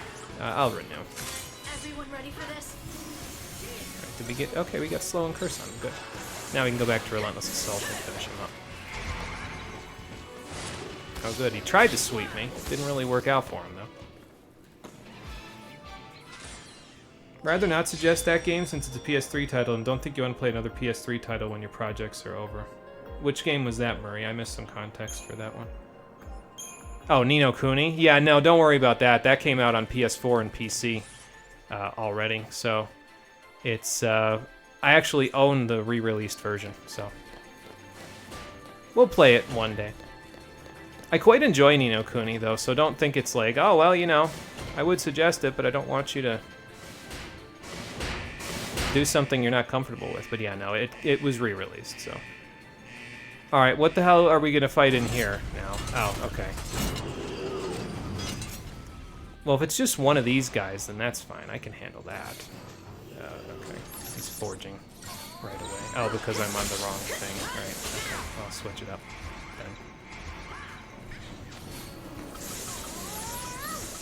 then. Oh, he's, he doesn't absorb thunder. What is he? Oh, immune to the other stuff. Okay. Wait, there's another... Oh, the sword. Okay. The sword is an enemy. Centurion Blade. I guess we can fight this thing. Is it worth fighting? I don't actually know, to be honest. It's immune to fire, though. Coordinates attacks against a single target. Alright. Well, there goes that. So now we can get rid of it pretty quick. He'll probably try to forge another blade once we get rid of this, but he shouldn't be too hard to kill after this. And he's fogged, which might prevent him from forging a blade. I don't actually know how that interacts with that, honestly, so...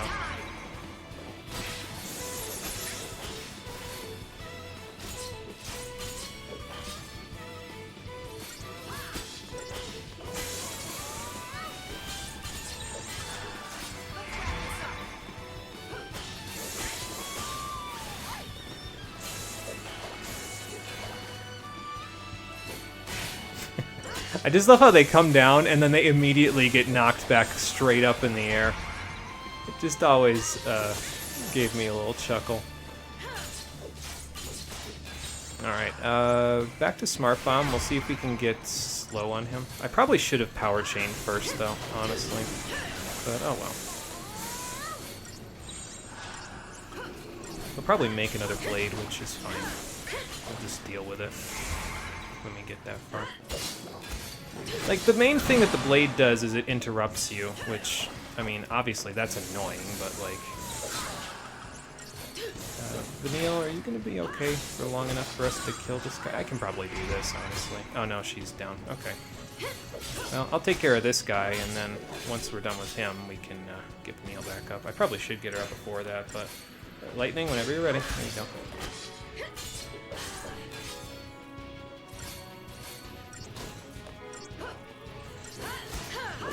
Get out of here!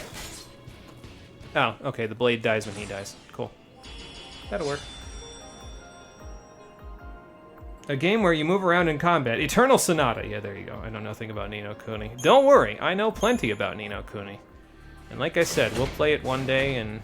It's actually, I enjoy it enough to call it one of my big 3 re-released RPGs on the PS4. There are 2 others that I would consider to be pretty good. Well, actually, there's 3 others, but in this big 3, I'm not actually counting Final Fantasy XII, the Zodiac Age. That game is kind of in a class of its own, in my opinion. I don't know if I would rate... Well, actually, no. Honestly, I'd probably rate all of them, including Final Fantasy XII, as an A rank if I had to rate them. So, now I think about it, it might just be better to just say the big 4 rather than the big 3. Is my spider sense tingling again? Not yet, but there is a save point right here, so that's probably a good sign. Alright, I don't think I need to do any upgrading for now with items, so instead of that, I'm just gonna... Let's do a little Crystarium work.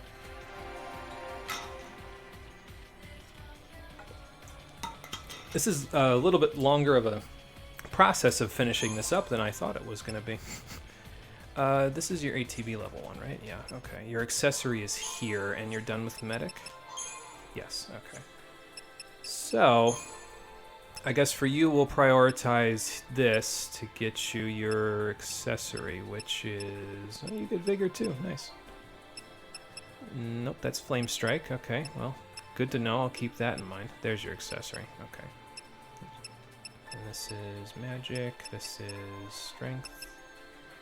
Alright, so we'll prioritize getting that accessory for you. Again, slow going for now, because the enemies here don't give nearly enough CP to really rocket us to the moon yet, but we'll get there. Excuse me. Let's see, ATB level. Your accessory's here, I think. Yeah, well, it says accessory 0 of 1 right there, so you'd think I would know. Alright, there we go. And your accessory is... Nope, that's Dispelga. I guess that's not a bad one to pick up, though, honestly. There's Vendetta, so don't pick that up.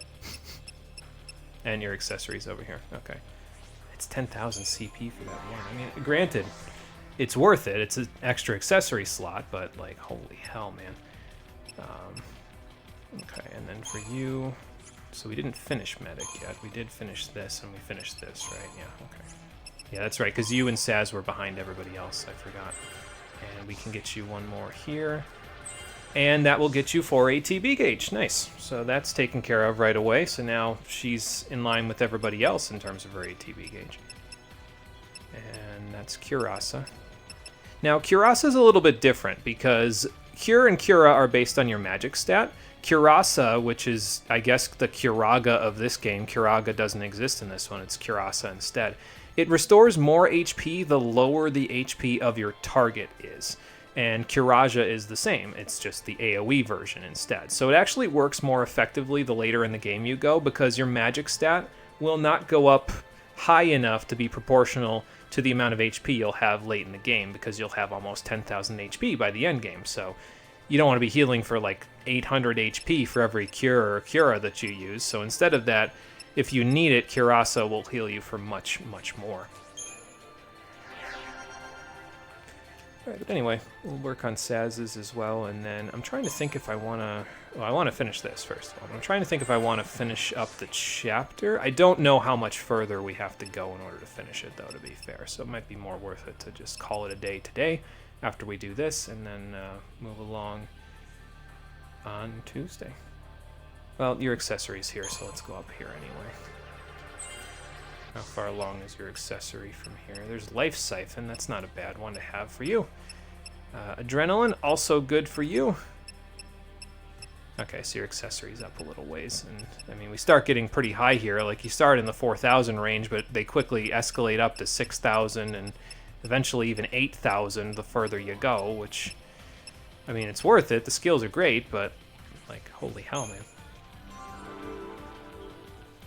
Snow, your accessory was where again? Ravager? Yeah. I'm going to forget that multiple times. I apologize. It's not intentional. It's just these... The Stage 8 Crystarium is a bit of a labyrinth, at least in my opinion. There's a lot going on there. Also, we won't quite get to Stage 10 by the end game. I believe you only unlock Stage 10 by beating the game. So, since that's the case... we'll probably only get to the Stage 9, which is level 4 for everybody's roll levels, because you get level 4 at the end of this one, I think. Yeah, I can see it from there. It's the next roll level. So. Alright, so... Oh, that's where that points to. Okay. So your accessory is pretty quick. It's 4, 8, 12... 18, 24. 24,000 more CP, and then Hope can equip 3. He'll be the first one that gets his third accessory. That's nuts. Alright, but anyway. So we've still got a little bit of the 5th arc left to go. We did beat the major boss that gives a lot of people trouble here, but there's still one more to take care of, and we will take care of that one, and then see if we're strong enough to take on the Cocoon forces, I guess, if we want to play right into Beasley's, yeah, Freudian slip, Daisley's hands on the next episode of Final Fantasy XIII, the Stream Edition, which will be happening on Tuesday at 7 p.m. Eastern Standard Time. Hopefully we don't just play right into his hands, because that would be kind of silly. We already just did that last chapter, and look at how that worked out for us. Anyway, thank you for watching, everybody. I appreciate you coming out to Twitch and YouTube to check out the stream, and I will see all of you on the next one, which, as I said, will be on Tuesday at 7 p.m. Eastern Standard Time. Until then, everybody, take care, and have a good one. Oh, and I guess I can talk about this before I go. The old stream archives on Twitch for this game specifically are going away faster than the other ones because I dropped my Amazon Prime account. And as a result of that, they only stay for 14 days now rather than 60. So if you see them disappearing, it's not your imagination. It's because my Prime is not on anymore. I'm thinking about changing around how the stream exports go to compensate for that, but I'll talk about that probably after this playthrough's over in an update video. So just so everybody knows, they're not disappearing on purpose. It's just a coincidence based on my financial situation.